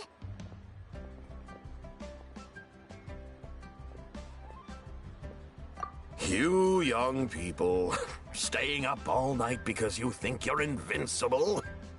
Look at your friend. Missing out on sleep so she can pretend to be the White Horse Adeptus. That's where that leaves you, you know. A word to your friend from someone who's older and wiser. She really needs some rest. Paimon won't be so certain about the older and wiser part. Yeah, what was that?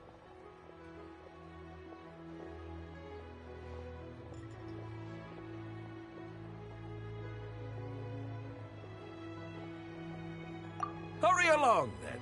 Oh, and don't forget to come back and check out my Rex Lapis cosplay when you're done.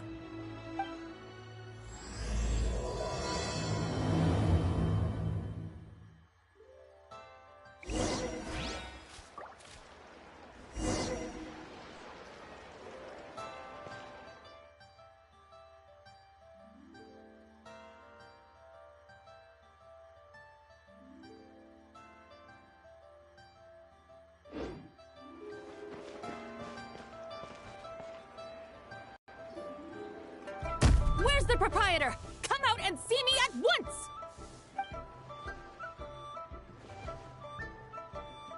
Xiangling and Chef Mao aren't here right now. What can I help you with? And who might you be? My name is Shenhe. I work here at Wanmin Restaurant. Shenhe. Shenhe. Are you that crane adeptus who loves planting mint? It's been a few days. Have you improved your gardening skills? Did you manage to cover the slopes with mint? Mint? I don't know anything about mint. But I am familiar with Qingshen and glaze lilies. Ha! Already casting mint from your mind. How can a practitioner of self-cultivation be so fickle, chasing after every new plant that catches their eye? I'm not sure I get what you mean. Are you delirious from hunger? Would you like something to eat? Shenhe! White Horse Zabai! So this is where everyone is! Traveler, Paimon. It's been a long time. Happy Lantern Rite. Is this customer a friend of yours? Don't mind her, Shenhe. She's just a little cranky because, she didn't sleep well last night and she's only just woken up. Look how red her eyes are. I see. In that case, Miss Zabai, I have a tonic here infused with Qingshen. It's cool and soothing when applied to the eyes. Would you like to try a few drops? Stop right there! Who are you two noisy children? Hey! Have you forgotten about us already?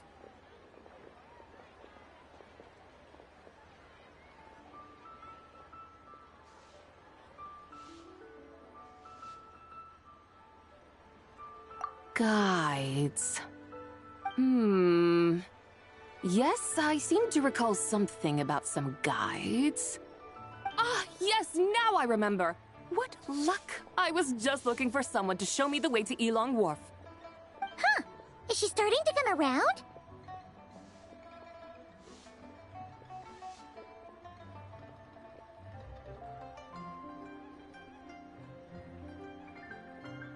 Someone requested my help in purchasing some tea leaves. I was informed they have discounted prices during the festival and that I shall get a good deal there. Tea leaves? This sounds like Zhang Li's doing. He sure knows how to get people running errands for him.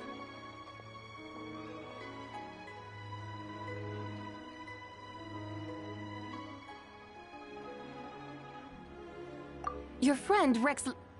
Zhang Li?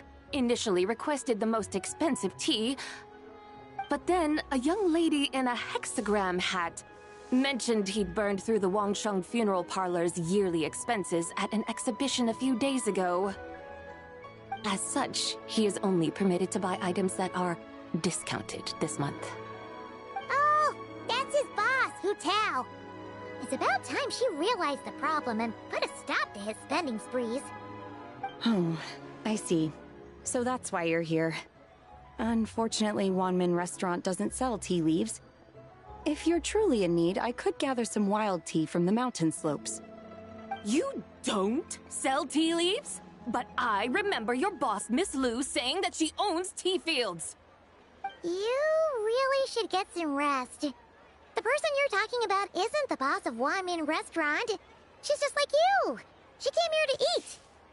Is that so? Life really is full of surprises.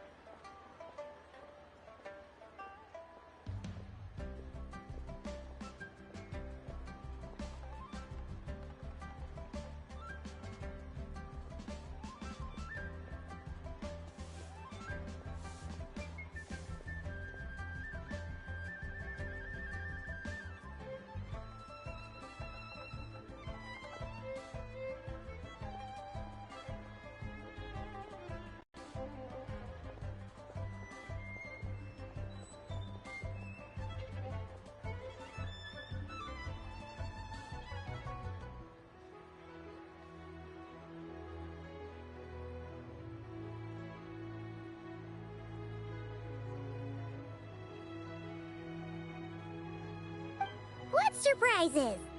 Your brain really is as gooey as a pack of slimes. Paimon can't believe Zhongli entrusted you with going all the way to Yilong Wharf and buying tea. That would be excellent, my dutiful guides. Yes, Miss Crane. I apologize profusely for my improper behavior just now. Please forgive me. I completely understand. Master often says that the human body is like a mechanism in need of regular maintenance. When a person cannot rest at night, they are sure to become irritable and on edge. Miss Crane, you appear reasoned and compassionate on the surface, yet I sense dark forces churning within your spiritual core. Those red ropes you wear are what bind them, am I correct? Oh. You can sense that? Indeed. I also sense that with your strength, you might try undoing one or two of those bonds when training. Untie Shenhe's ropes? Wouldn't that be risky? Though the use of red ropes to bind the soul is a wondrous technique, practitioners must eventually learn to break free from external aids and look within themselves for restraint. Master has told me similar things, but I am not ready yet. Your self-cultivation has progressed far enough. Then I will seek further guidance from my master. If you still have doubts, you can find me at the Baiju guest house. I'll be taking up residence there for a while. For now, my dutiful guides, let us be off.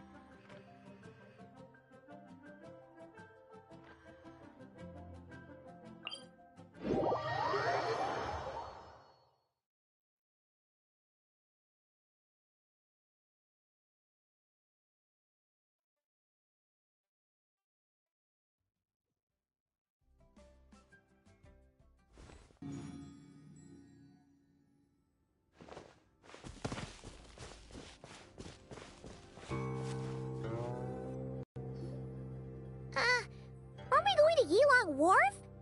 How do we end up on this mountain? Is that small town over there not Elong Wharf? I sense a familiar scent wafting through the air. You're right! Except for the smell part. Paimon doesn't smell anything. That is because this scent is the essence of jade, which can nourish the spirit. Oh, yeah! Shenyu Vale does have a lot of jade, but Paimon didn't think jade smelled like, anything. Naturally, this has reminded me of something. Hmm? And what's that? A few simple tricks for mastering one's power.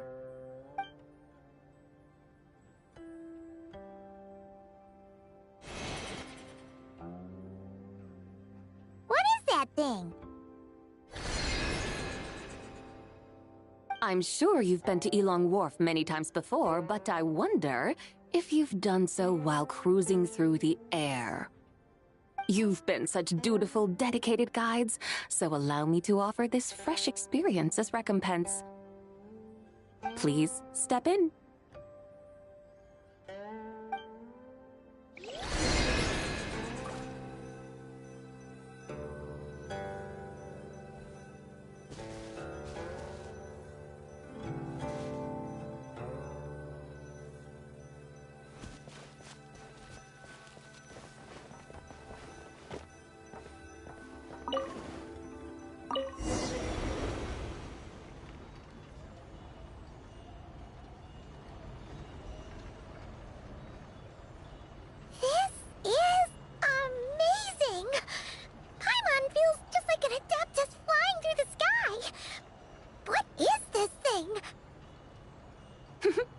I created it from my memories of the chariot of the Lunar Palace. Many years have passed since I last laid eyes upon it, so there may be some discrepancies. Nonetheless, it is functionally much the same. A lunar chariot? Wow! Paimon never imagined she'd get to ride in one! So, Sabai, does that mean you used to work on the moon? Work. That's an interesting way to phrase it, though I suppose you are correct. I was once an angel, a member of a race tasked with guiding humanity. Then, graced by serendipity, I became a moon envoy. Huh? What's a moon envoy? Some kind of super important angel? As you would understand it, a moon envoy is a job title. Any angel, or non-angel, can become a moon envoy. Does that mean you're not the only one? Of course not. Though my memories are still hazy, I vaguely remember some of my colleagues. There was one who liked to take on the form of an ibis. An ibis? Could it be... Can all moon envoys turn into animals? Does that mean Rauma could take that job? She can turn into a deer, and moon chanters are some sort of Luna envoy anyway, right? Moon chanter? I have no idea what those are. Oh, okay then.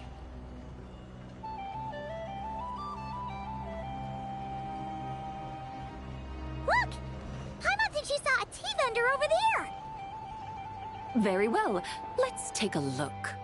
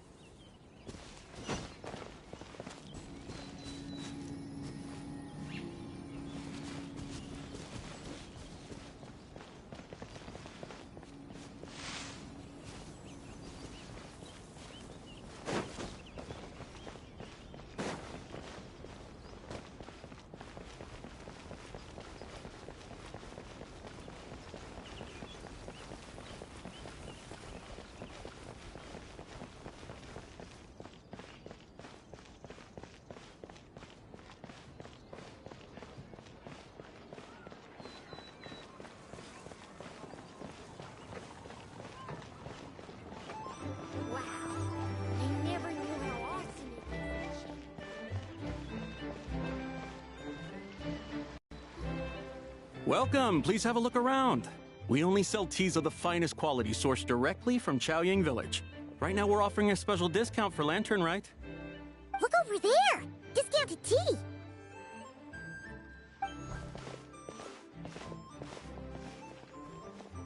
Dear customers, are you looking to purchase some tea leaves? I can see from your bearing that you are no ordinary customers. My humble shop has some exquisite teas that should satisfy your more refined tastes. We're not here for quality. We're looking for a discount. A discount? Well, that's a coincidence. Our Sungla tea is on sale right now. A special festive offer. Something about the name of that tea sounds familiar to Paimon. Buy 3 boxes of Sungla tea during the festival to get 10% off. Buy 4, get 20% off. Buy 10, but... That's right! 10 boxes at half price. Have you been to our shop before by any chance? Oh, Paimon's definitely heard this spiel before. 3, 4, 10, 10, 20, 50. Zabai, what are you muttering about? When purchasing 3, 4, or 10 boxes, the corresponding discounts are 10, 20, and 50%.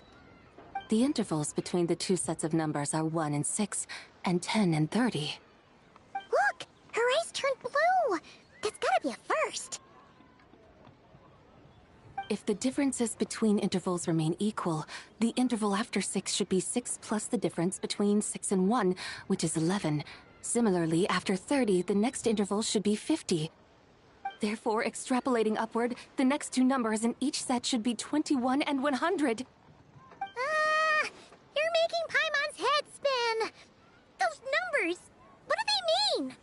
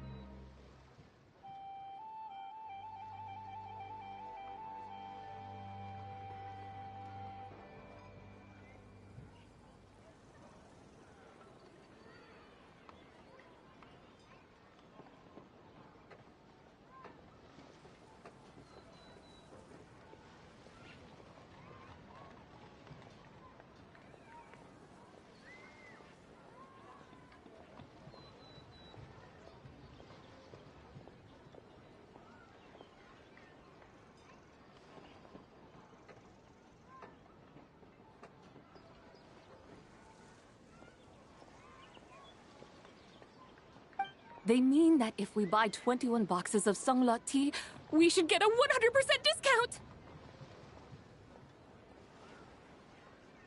100% discount? You mean we'll get them for free? Oh, there was a pattern to the discounts. Is that right? The pattern we speak of is mathematics, little one. A pattern that is always right. That's amazing! You're a shopping genius, Sabai. Oh, wait. Something feels off here. I had no idea our shop's discounts were tied to the laws of nature. I've learned so much from you, dear customer. No need to thank me. Now, please give us our 21 boxes of free tea. Wait! What's the matter? Paimon just realized what it is that's not right. It took you long enough. We got the short end of the stick!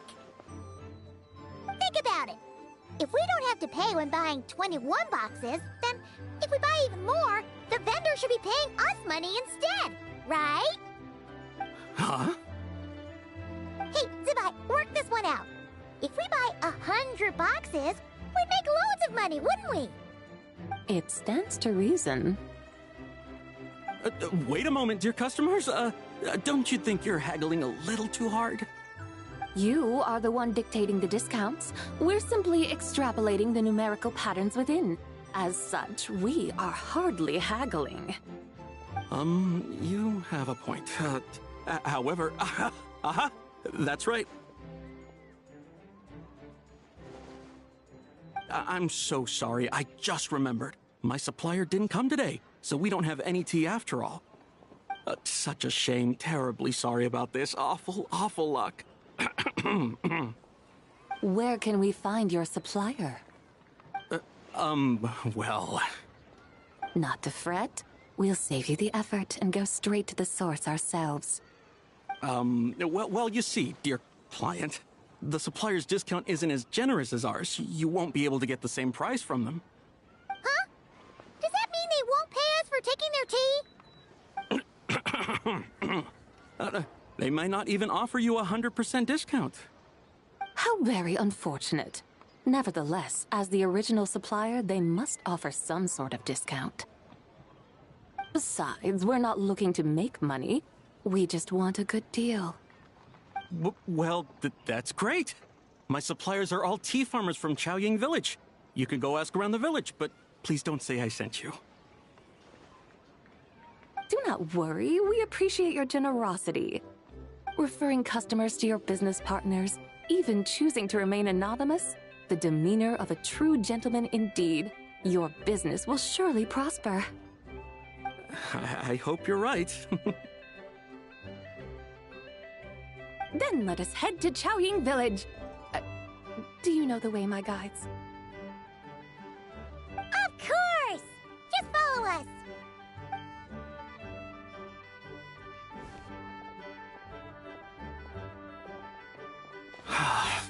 What otherworldly beings were those? Thank the heavens I managed to send them on their way. I should hurry home and pray to the White Horse Adeptus.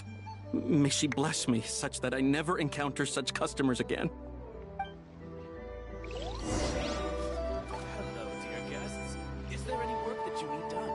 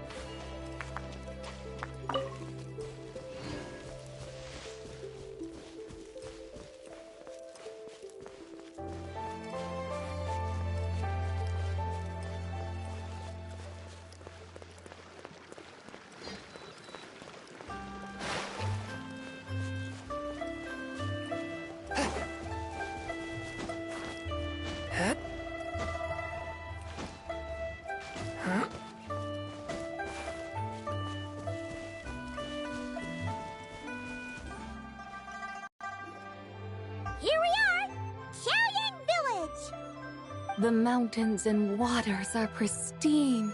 They embody the beauty of heaven and earth. It's a good-looking place, all right. But it's hard to enjoy the scenery when Paimon can't stop thinking about all that tea-buying Mora we're missing out on. Should fate dictate, Mora will find its way to you sooner or later. Well, Morak certainly finds us often enough. He even sought us out in person this lantern rite. For now, let's look around and see if any tea farmers are selling their crop. We'll be able to see more clearly from up high. Let's take to the sky and enjoy the beautiful scenery while we're at it.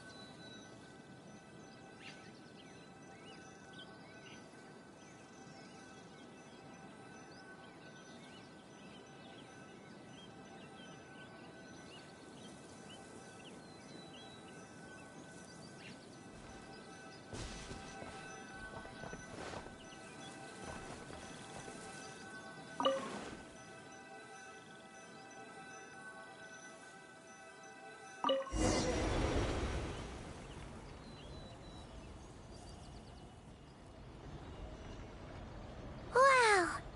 Xiaoying Village looks beautiful from up here.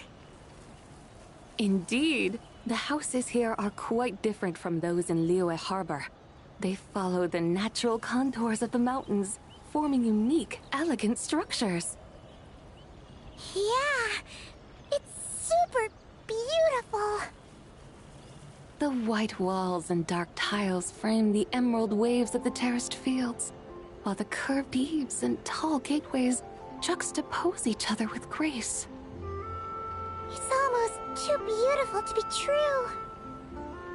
The crowing of roosters and barking of dogs, the calls of farmers working the fields, a vibrant pastoral chorus overflowing with earthly vitality.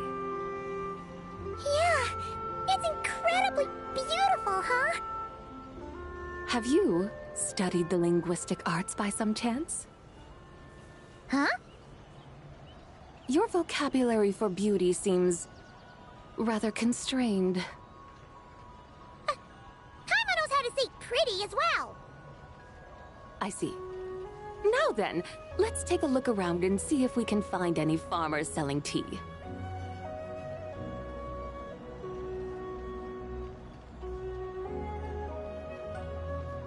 Look! There's someone in that tea field! And they look kind of familiar. Wait, is that Lu Shanxiang? And who is that? Oh, you'll remember her once you see her up close. Hey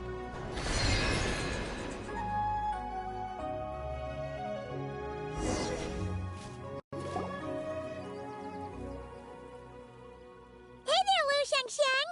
It really is you! Huh? Paimon, Traveler, and the White Horse Adeptus. Fancy seeing you here.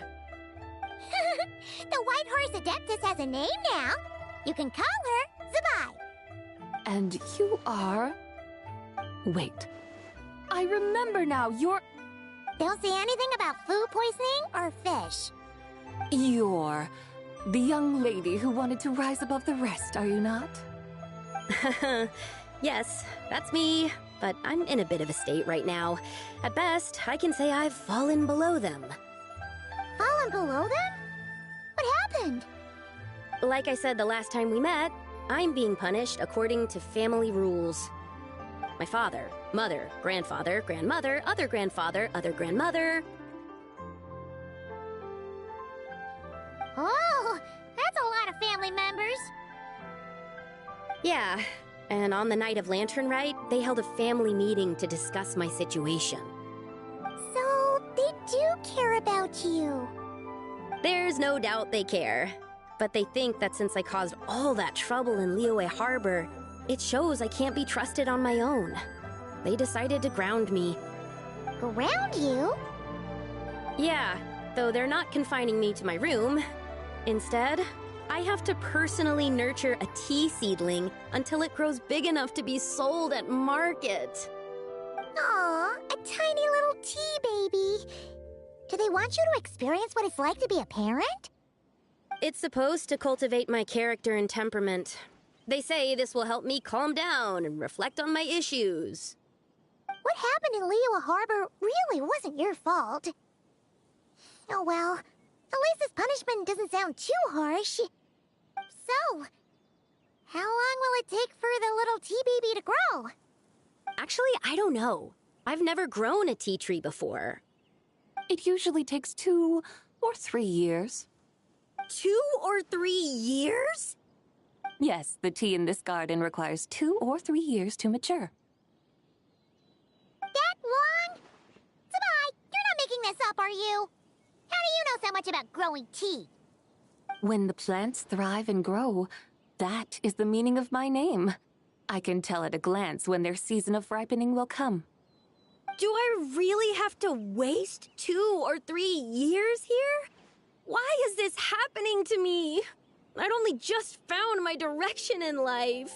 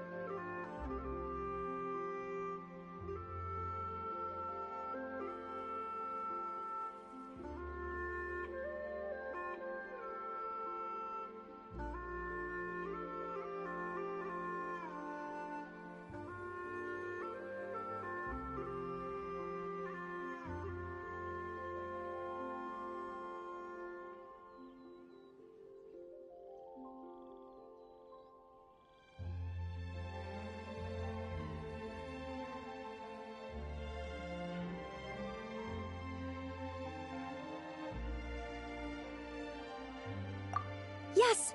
During the night of Lantern Rite, I heard many people reciting poems from Long Gone in praise of the moon. In that moment, I suddenly felt a great sense of pride. I mean, I helped excavate cultural artifacts from Long Gone, so I contributed to the revival of these poems too, right? So I decided to stay with the archaeological team. I want to unearth even more history. I see. And are you sure that's what you want to do? If you don't achieve anything significant in the years to come, will you still enjoy it? Yes, because archaeology gives me that boom shakalaka feeling. Wait, did Xiangling teach you that? That's right. I was asking her for advice. She said that if something gives you that boom shakalaka feeling, then it has to be worth pursuing. I immediately thought about how, when I'm excavating in the ruins, I always feel like there's a ghost standing beside me, and not in a spooky way. It feels like my great-great-great-great-great-grandmother patting me on the shoulder and saying, "Keep going. You're about to rediscover some grand ancestral knowledge."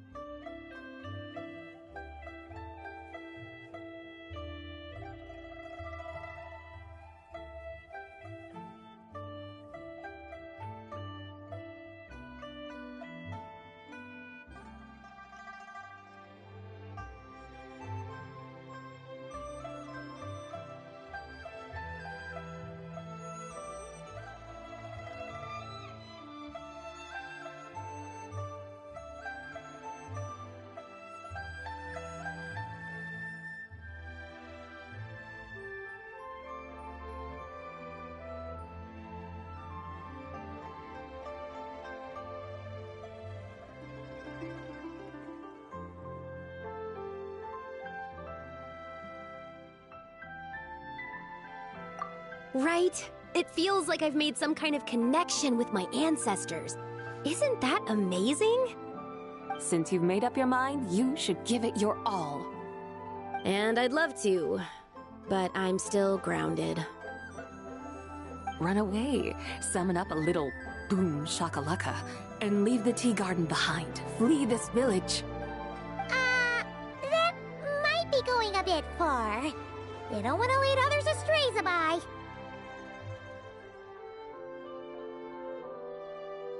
Yeah! Tell them about your great-great-great-great-great-grandmother. She must be the most super-duper ancestor to have ever risen above the rest, right? I'd be better off telling them about the White Horse Adeptus. After all, she's the supreme riser above the rest who saved my great-great-great-great-great-grandmother. Then it's settled. Tell your family that your decision has my blessing. Thank you, Tsubai, but I don't think cosplay is going to work on them. They won't listen. They don't need to listen. You need only follow the rules they've set out for you. What do you mean? As I'm sure you know, some ancient texts refer to the White Horse Adeptus as the Daughter of Time. My family history contains such records, but what of it? If the White Horse Adeptus were to manipulate time to make your tea seedling grow overnight, then you'd be free, correct? Is that how it works?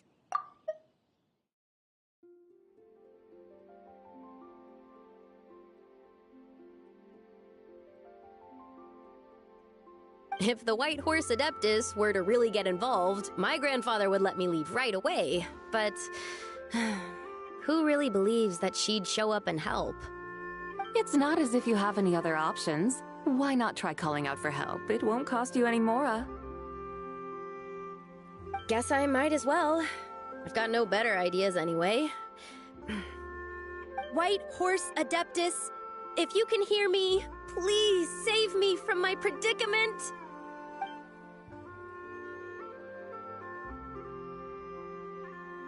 Ugh. Nothing happened, as expected. Perhaps the White Horse Adeptus has already heard your prayer. Why not come back here tomorrow and take a look? By then, the seedling you planted may well have grown into a thriving tea tree. Thank you, Tsubai, for trying to comfort me. I do feel better now, kinda. But can't you really do something like that? Oh, it's getting late. Why don't you all stay at my house tonight? My family may be strict with me, but they're always welcoming to guests. That sounds great! Let's get some sleep and then come back here tomorrow to see if our tea baby has grown.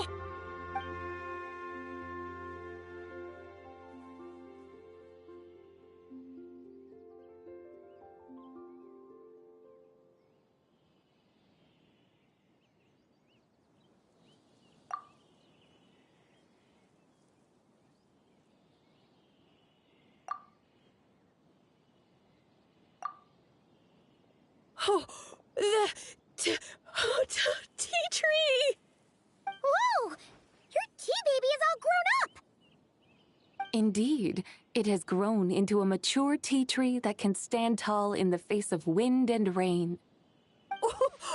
How is this possible? It must be the work of the White Horse Adeptus. Your prayer must have moved her.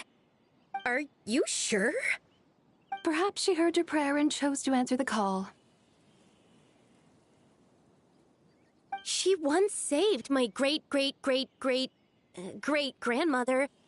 This time, she saved me. That's incredible! Your family must be blessed by the White Horse Adeptus. I guess so. I need to tell everyone the news right away.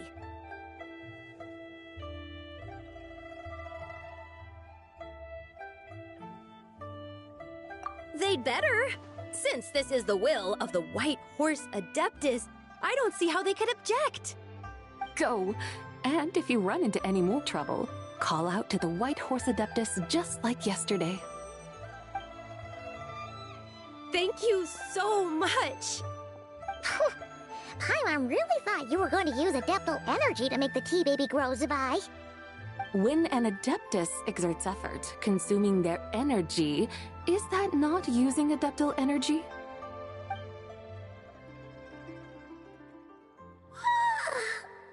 All right. What are we doing out here in the middle of the night? We're here to help Lu Xiangxiang fulfill her wish, of course. Can you really make the tea baby grow? It won't be easy, but there are ways.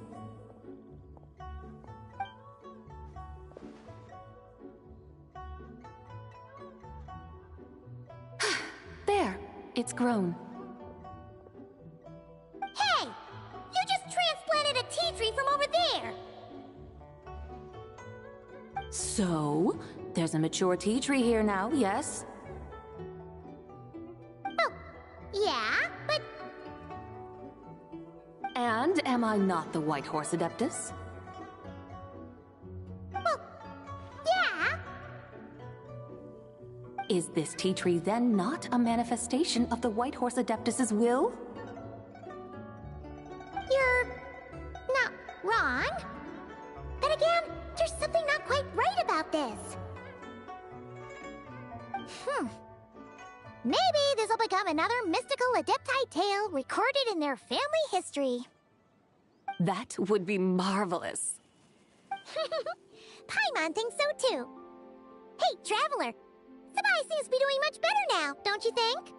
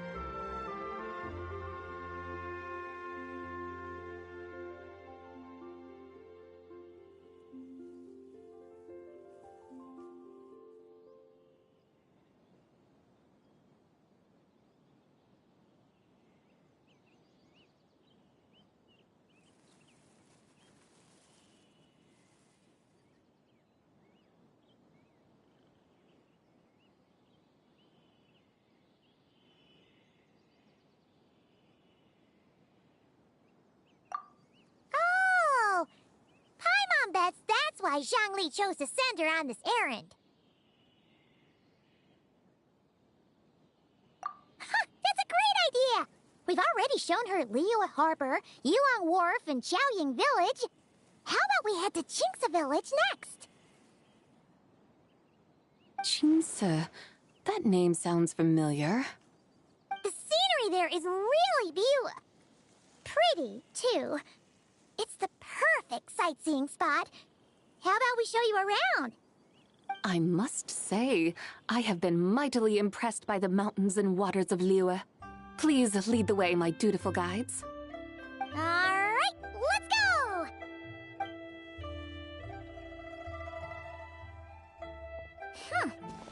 Paimon can't help feeling like we've forgotten something. Pay it no mind. I've already forgotten more than you will ever know. All right. If we forgot something, it can't have been that important to begin with. Chinksa Village, here we come!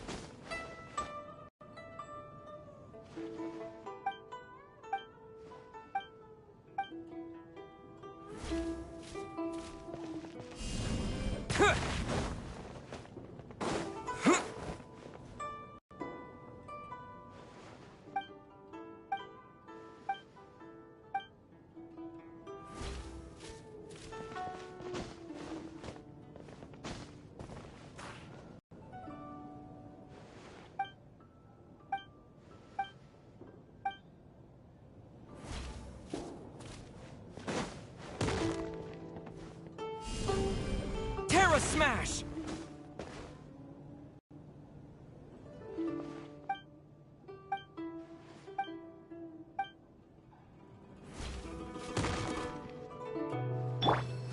Motion to compel!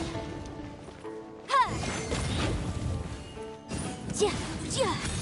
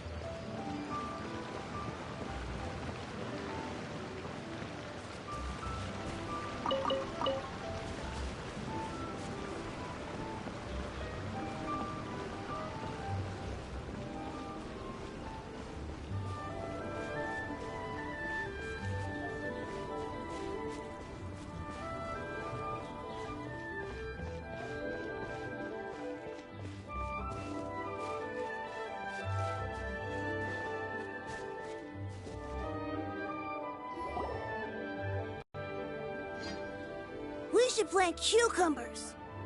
We should plant canolas. We should plant cucumbers. They're easy to sell. We should plant canolas. The flowers are pretty. What are you arguing about, little ones? We're deciding what to plant in our field once Lantern Rite is over. Yeah. Dad gave us a small plot of land to grow our own crops. He said we can keep all the more we get from selling them. We should plant cucumbers, right? Dad plants cucumbers every year. We should plant canolas. We can press the seeds for oil. It smells good and sells for a good price. Ah, an agricultural debate. This should be easy to sort out. Granny, are you a farmer? Could you tell us what to do? Granny? What did you just call me, you rapscallion? Oh no, her eyes are gonna turn red again. It's just, my granny smells really nice, and you smell nice too, so... Sorry. How about we call you Auntie instead? Auntie? Oh, all right. Big Sis Zubai, can you help us decide whether we should grow cucumbers or canolas in our field? You little rascals! Using priceless land like this just for cucumbers and canolas? What a waste of heaven's gifts! Huh? What should we plant instead? With the coming of spring, when all things awaken, the field should be sown with the 5 grains. What are those? The 5 grains are life's staples, the heart of the people's table. I notice the people here mostly eat rice, so that is where you should begin. Based on the local climate and soil, seedlings planted in mid to late spring should produce mature grain within 2 or 3 months. When autumn comes, you can plant a second crop, with time still to harvest it before the first frost. The rice you harvest can be sold at market or kept in your stores. It's a far better choice than cucumbers or canolas. Oh, but Big Sister Zubai, I like canolas. That's no issue. It is unsuitable for continuous cropping in any case. You can rotate it with rice to maximize your yields. After the second rice harvest, around wintertime will be the perfect opportunity to sow their seeds. And when they mature in mid to late spring, you shall be just in time to sow the first rice crop of the year in turn. This way, your field will sustain balance, rice and canola in a harmonious cycle. Wow! That means we'll have crops to harvest all year round! Wait a minute! If rice and canola take up the whole year, what about my cucumbers? A firefly dares rival the brilliance of the moon? In what twisted universe should cucumbers vie for land with rice? Big Sis Zubai, you're going to hurt Lil Lee's feelings! Auntie hates cucumbers!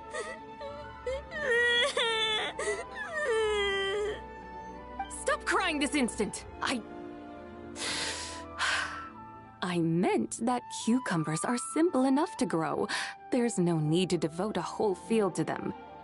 Just find an empty corner of your yard, scatter some cucumber seeds in the earth, and before you know it, you'll have a thriving patch of vines.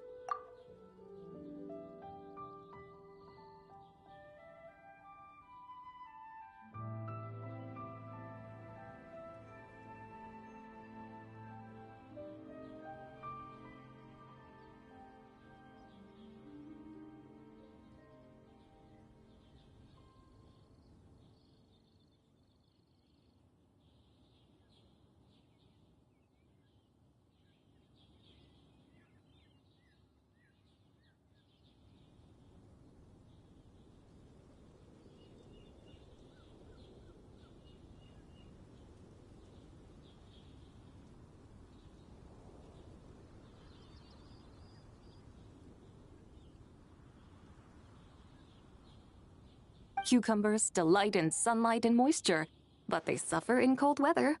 If you wish to plant them this early in the year, you should make sure they're protected from frost. Wow. Is it really that simple? Let's hurry home. Wow. Is it really that simple? Let's hurry home and get started right away! Are you really in that much of a rush? Well, thanks, Big Sis Zubai, who's fierce but really good at farming. We gotta go! Thanks, Big Sis Zubai! See you around! Paimon never imagined you'd know so much about farming. What's so strange about that? The people of Longon called me the god of soil and grain. Are the fields not made of soil? Is rice not one of the 5 grains? Huh. That's true. So, if the god of soil and grain is a farming god, that means the White Horse Adeptus must be a farming adeptus, right?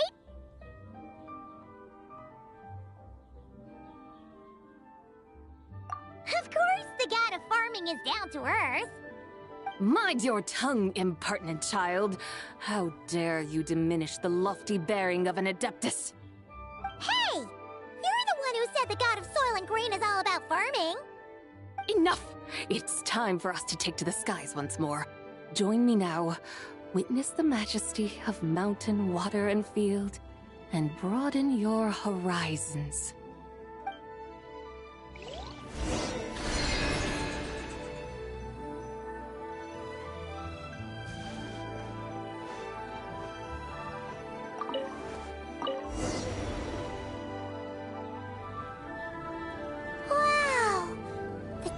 Look so pretty from up here. The mountains tower like pagodas, the hills coiling at their feet like shells. Layers built upon layers, rising and falling in harmony. A truly unique and mesmerizing sight. Thinking about it, you have a special connection to this place, you know. A special connection? Yeah! There's a local legend about a white horse leaping from a pure spring to follow Rex Lapis into battle. Don't you remember? You must have been living in seclusion around here. That does sound somewhat familiar. Oh, and if we keep going up this way, we'll reach a super-duper spooky spot. You might have a connection to that place, too. There's an ancient array that seals away the remains of a fallen god. A god's remains? Yeah! The people of Liyue turned that story into an opera called The Sanctification of Pt.2. Does that ring any bells? Pt.2. Huh. The 7 and 8 gates array. That's right, that's right! You do remember! Bune, the god of the underworld, who could pacify the forces of life and death. Huh? So, Pt.2 had another name? Let's go take a look.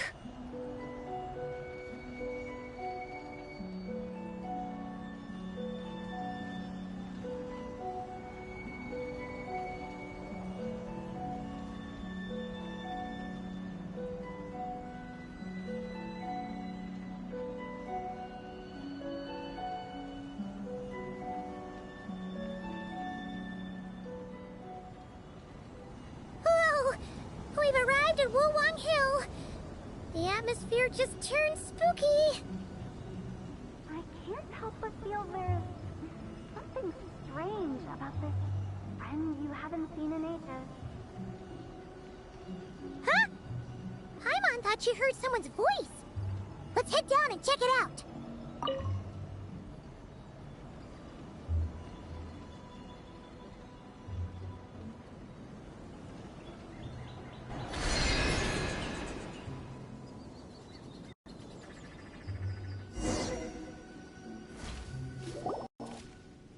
I can't help but feel there's something strange about this friend you haven't seen in ages. Strange? Whatever do you mean? Her strangeness defies description. This Miss Zabai is a full-blown enigma, don't you think? I'm afraid I have no idea what you're talking about. Aren't you worried about sending her all the way to Yilong Wharf on her own to buy tea? What if she gets lost? Where there are people, there are paths. Now I'm the one with no clue what you're saying. She can ask for directions. And then what? She will meet strangers in unfamiliar lands, build friendships, part ways. Hers will be a long journey indeed. The further the journey, the more footprints one leaves behind. The deeper those footprints, the harder it is for time to erase them. Ah, so you want her to make new friends? I see. But from what you say, it sounds as though she's not from Liyue. I believe she was not, but perhaps she will be.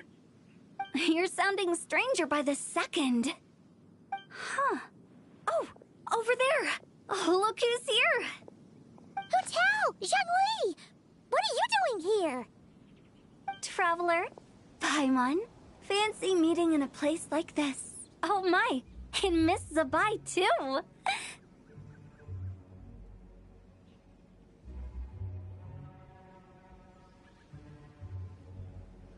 Sounds like fate to me. We were taking Zabai to buy some tea from Yilong Wharf. Zhongli sent her there, though she didn't even know the way, and... Oh, drat! We forgot the tea! Oh, Paimon knew we were forgetting something!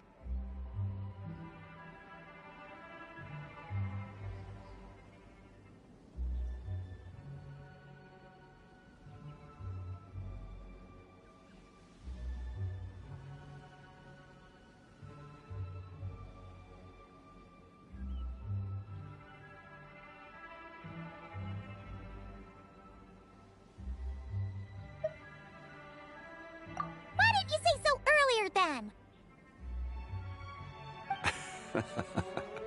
What's done is done. There's no need to dwell on it. Fresh tea grows with each passing year. Let fate deliver it as it wills. Exactly. You can get tea wherever you go. You're hardly running low now, are you? Paimon feels a lot better now that you've said that. Still, I'm a little confused. If you were buying tea, how did you end up all the way out here? We're taking Spy on a sightseeing tour. We started at Liyue Harbor, stopped in at Yilong Wharf, went sightseeing around Xiaoying Village, made our way to Qingce Village, and now we're here. Wow, that is quite the itinerary. Yeah, actually, Paimon thinks it's about time we headed back.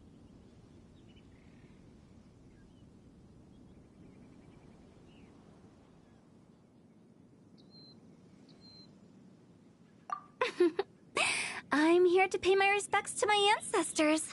My dear consultant kindly agreed to join me. It is Lantern Rite, after all. Adepti and ancestors should be venerated alike. Ancestors? Wait, could you be? Are you heir to the Wu-Wong kid? Or perhaps the lone butterfly of the Crimson Flame? Whoa, have you got all your memories back? Huh? Miss Zabai, you know about the Wangsheng funeral parlor and the 8 adepts? I happened to hear a storyteller expound on the sanctification of Tao. Lots of people know that story, sure, but very few can discern my family lineage from just a glance. Well, Zhongli, your friend here really is quite something. Unfortunately, there's no time to dally right now. We have a hill to climb. Perhaps once today is done, we can find time to chat over tea, recite poetry, and admire the moon? That would be wonderful, Director Who. Oh, and before we go, you've been traipsing around all day. I suggest you stop off at the Wangshu Inn on your way back for a good night's rest. Wouldn't do to exhaust yourselves, hmm?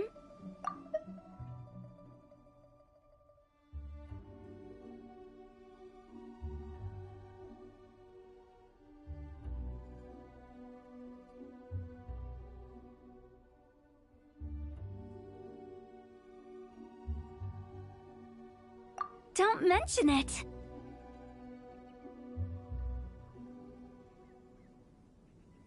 All right, we'll take our leave now. See you later.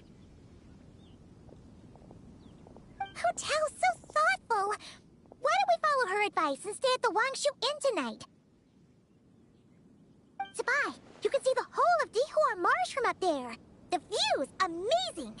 Plus, you can sample Smiley Yinxiao's cooking.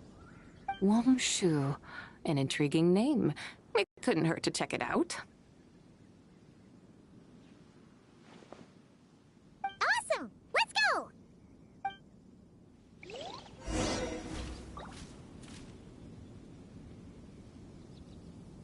Yeah!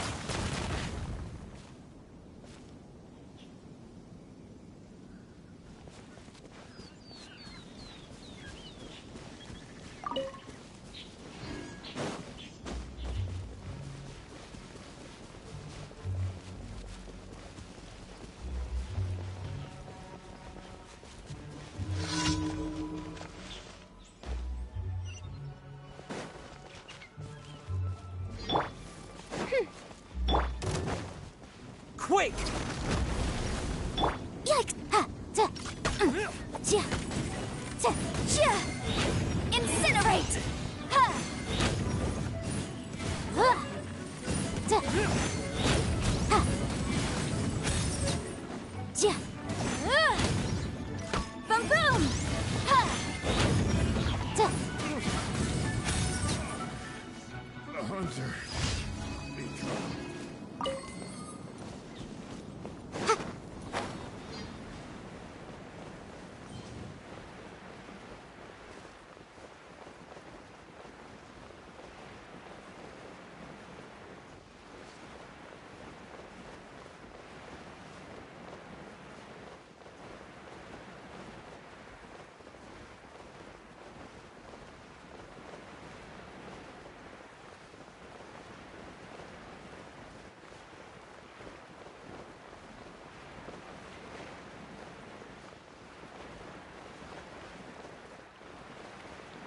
Yeah! Ha!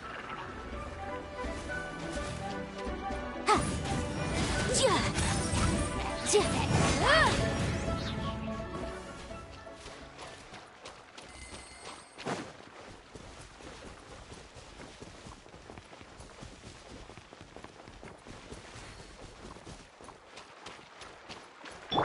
Wings of darkness, come, sever night from day.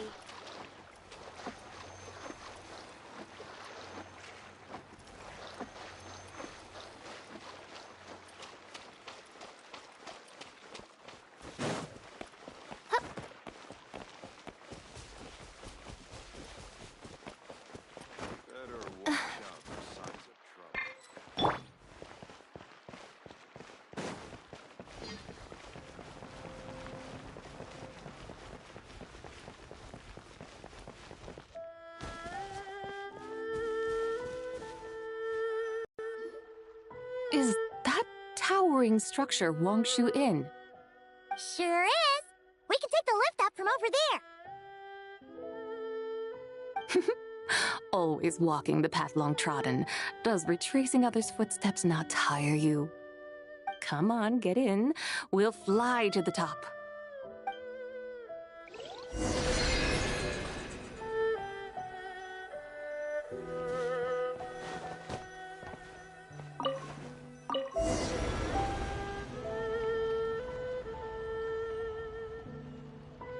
Are we really going to fly up to Wangshu Inn?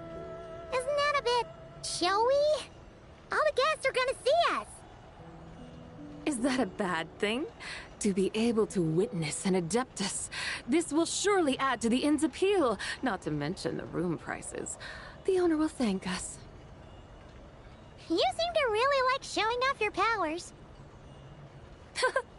This inn's architecture is incredible, and the surrounding countryside radiates a picturesque charm. No wonder the new proprietor of the Pt.2 guest house thinks he can't compete and has decided to change his own establishment's name. The new proprietor? Ah, you mean Lu Shengsheng's dad. So you know about that, too. Personally, Paimon thinks it should go with something like Rex's Rest. That's a contender's name if Paimon's ever heard one. A fitting name indeed. So you think the guest house should change its name, too? Paimon kinda thought you'd say something like, such sacrosanct traditions must never change. Time flows ever onward. Why should the rules of yesterday be carried forward into the world of tomorrow? The people of today should determine what is to be kept. Huh. You're not as old-fashioned and stuffy as Paimon thought. The years ebb and flow, seas recede to reveal fields. In the vastness of time, I am but a wild horse in a boundless sea of dust. Even Rex Lapis, having waded through the waters of the river of time, is not quite the same as before. Zhongli? What was he like before? That is another story for another time.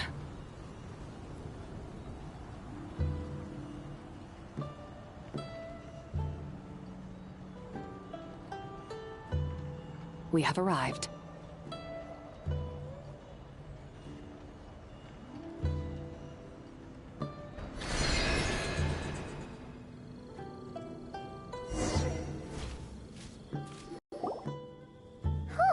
This is the first time Paimon's ever flown up to Wangshu Inn on a chariot. Everything's so different when you're up high. Wangshu. Like moon lanterns and Shao lanterns. Might it all be a coincidence? What's a coincidence?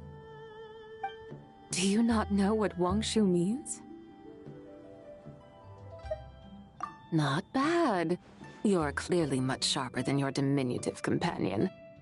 Wangshu can refer to the moon, but its original meaning is actually the goddess who rides the bright moon's chariot. And you must be the conqueror of demons. Xiao! Paimon was wondering if we'd disturbed you by flying down from the sky. Not at all. I sensed an unusual presence long before you arrived, though I didn't expect it to be you in a flying chariot. Ah, a witness at last. I was starting to think we should fly a bit lower.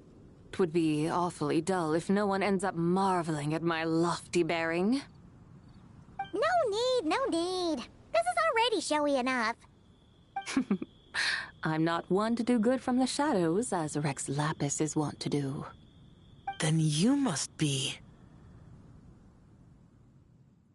Nay, I'm only cosplaying as the White Horse Adeptus, in truth. Cosplaying? What's that? Ugh, ignore her nonsense. She's the genuine article, the one and only, completely authentic White Horse Adeptus. It's just... Xiao, did Zhongli say anything about her being a teensy bit... not quite right? Mental instability, perhaps? Did Zhongli tell you that? No, this is my own speculation. Well, you pretty much hit the nail on the head. It's like her brain's filled with a bunch of slimes right now. All gloopy and messy. There's a hot-tempered pyro slime, a math-obsessed hydro slime, and a mischievous little animo slime. But don't tell her Paimon said that, or she'll come and tell us all off. You white-haired rascal! Do you think I can't hear you? Uh-oh! We're in for it now! White Horse Adeptus. You must be weary from your journey. Why not take a rest? Oh, yes! You must be hungry, right, Sabai? how about we get some food? The chef here is incredible!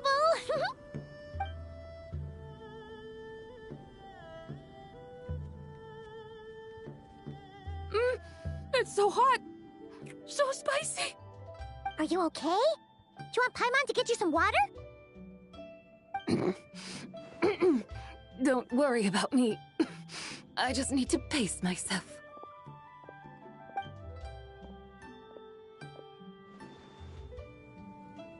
So, regarding your friend and her condition, does even the Lord of Geo have no solution? Zhangli said we should wait and she'll get better on her own. But who knows how long that's gonna take.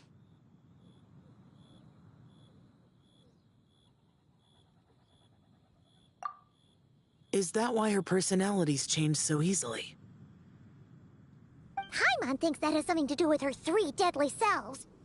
Zhangli told us that the deadly selves are impure, affecting living things that get too close. The White Horse Adeptus's remnant spirit was attached to the deadly selves for a long time. It makes sense that her temperament and memories would have been influenced by them. But Paimon still doesn't really understand what the 3 deadly selves actually are. Paimon, as you do not practice self-cultivation, I cannot help you fully understand. But you can think of them simply as emotions and desires. The act of severing the 3 deadly selves is a means of exercising wicked desires and cultivating one's true self. I believe other nations have similar practices. In Sumeru, it is known as shattering Atmagraha. Oh, so it's about emotions, desires, and attachments, that sort of thing. It includes those. I wonder, does she still remember what happened in the past? Some of it, but right now, it's like she was suddenly awakened. Like she's still half dreaming. The half that's still dreaming might remember things, but the half that's awake doesn't quite get it. Conqueror of demons, are you looking to learn about Rex Lapis's past from me? You are an old friend of his, so please, call me by my name. But Conqueror of Demons sounds so much more imposing. In days of yore, he was the Lord of Geo, Heaven's Star. Huh? You said the same thing the day you came back!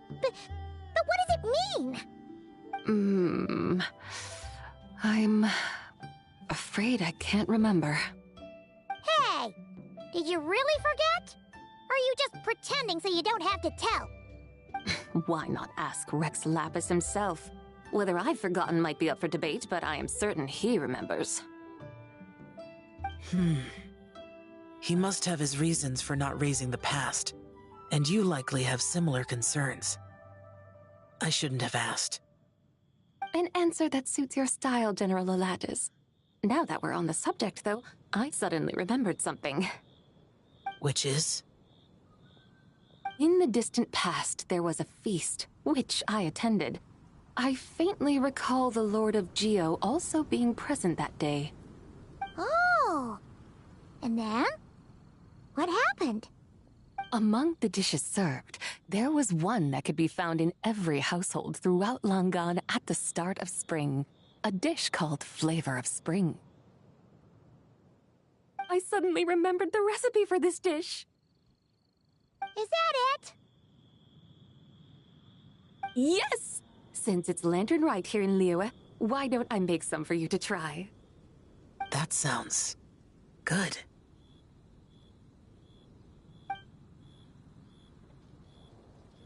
Wow! It might not have been the story Paimon was hoping for, but this looks delicious!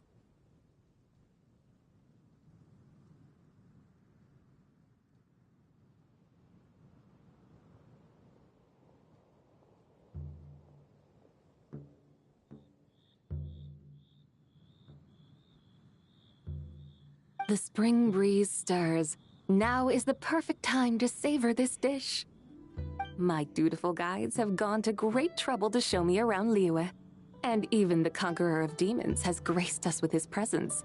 I feel deeply honored. This flavor of spring is my way of expressing my gratitude. There's no need for such grand words.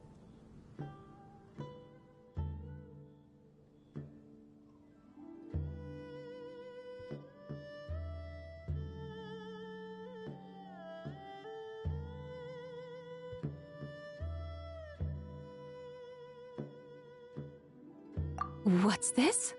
Hey! It's that broken jade token from the antiques exhibition!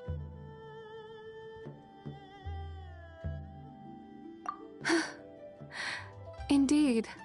This was once an adeptal treasure of mine. I'm amazed it ended up in your hands. Alas, it serves little purpose now in its fractured state. Please, keep it as a memento. Oh, that's a shame. Can't we fix it? This is the way of the world. Once jade is broken, it can never be made whole. Then, what about forging a new one? That is a good point. That it has ended up in your hands must be a message from fate. I could try to craft it into a little trinket for you. One that might prove useful on your journey. Ooh! What sort of trinket?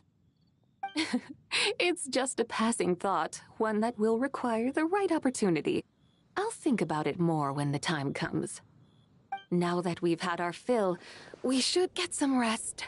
Tomorrow we return to Liyue Harbor, where I'll have need of your guidance once more.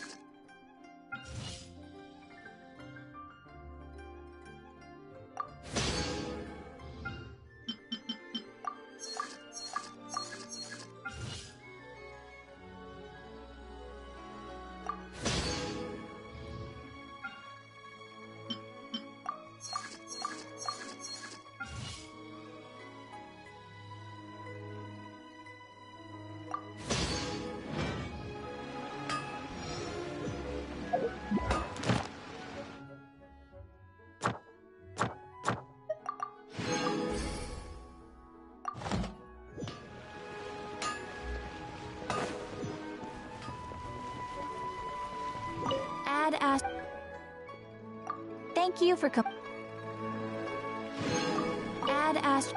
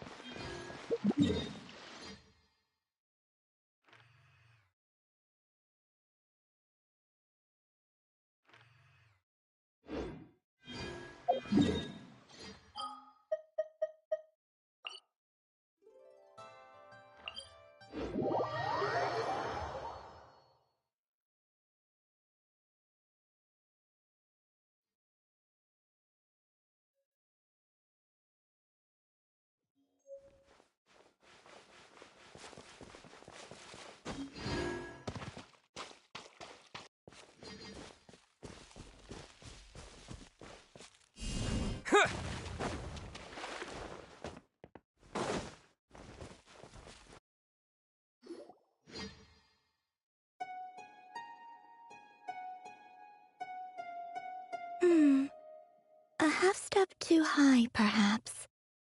Let's try that again, shall we? Hey there, Columbina! Wait, are you teaching the Kuhenki how to play the lyre? Yes. They were so happy to have it fixed, they practically haven't left my side. Playing the lyre has never been my forte, though. I'm more accustomed to hearing others play. Oh, right! If you had a band, you'd totally be in charge of vocals, huh? When it comes to instruments, though, the Traveler's pretty much a prodigy. From the lyre to the jim-jim drum, this one can do it all. Oh, is that so? In that case, perhaps you could teach them instead. I was having them practice the song I usually sing. Perhaps you remember how it goes. Or a different tune works as well. Rarely do the Kuhenki get to hear music from other places. I would be quite interested to hear something like that too.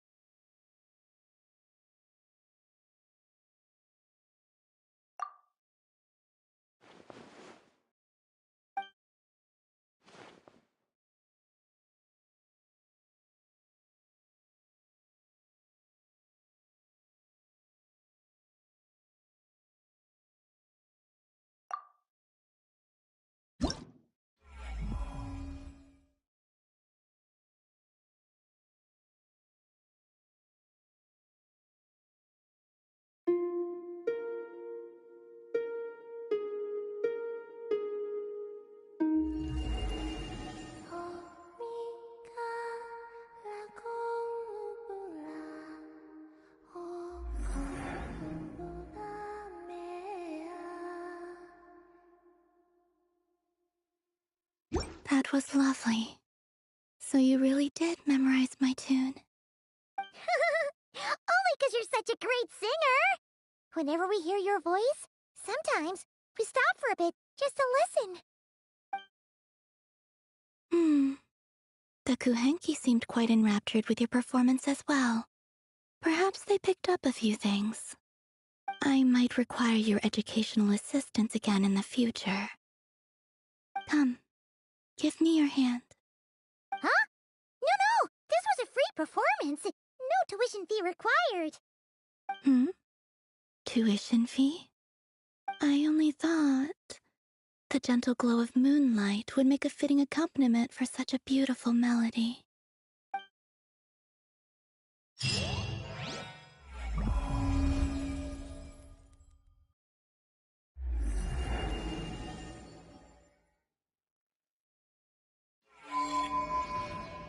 The Kuhenki seem quite content for the day.